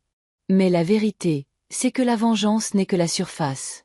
En dessous, il y a les années qu'on ne peut pas récupérer, les conversations qu'on n'aura jamais, les dîners de famille qui resteront des chaises vides et des assiettes froides. La justice m'a donné la sécurité. Elle ne m'a pas donné la paix. Mais alors que le vent changeait et apportait l'odeur de la fumée de bois de quelque part sur la route, j'ai réalisé quelque chose. La paix n'est pas donnée. Elle se construit. Un après-midi tranquille à la fois. Une décision de ne pas regarder en arrière vers une porte verrouillée. J'ai levé ma tasse de café vers la cour vide. Au fin, dis-je à voix haute, et à tout ce qui vient après.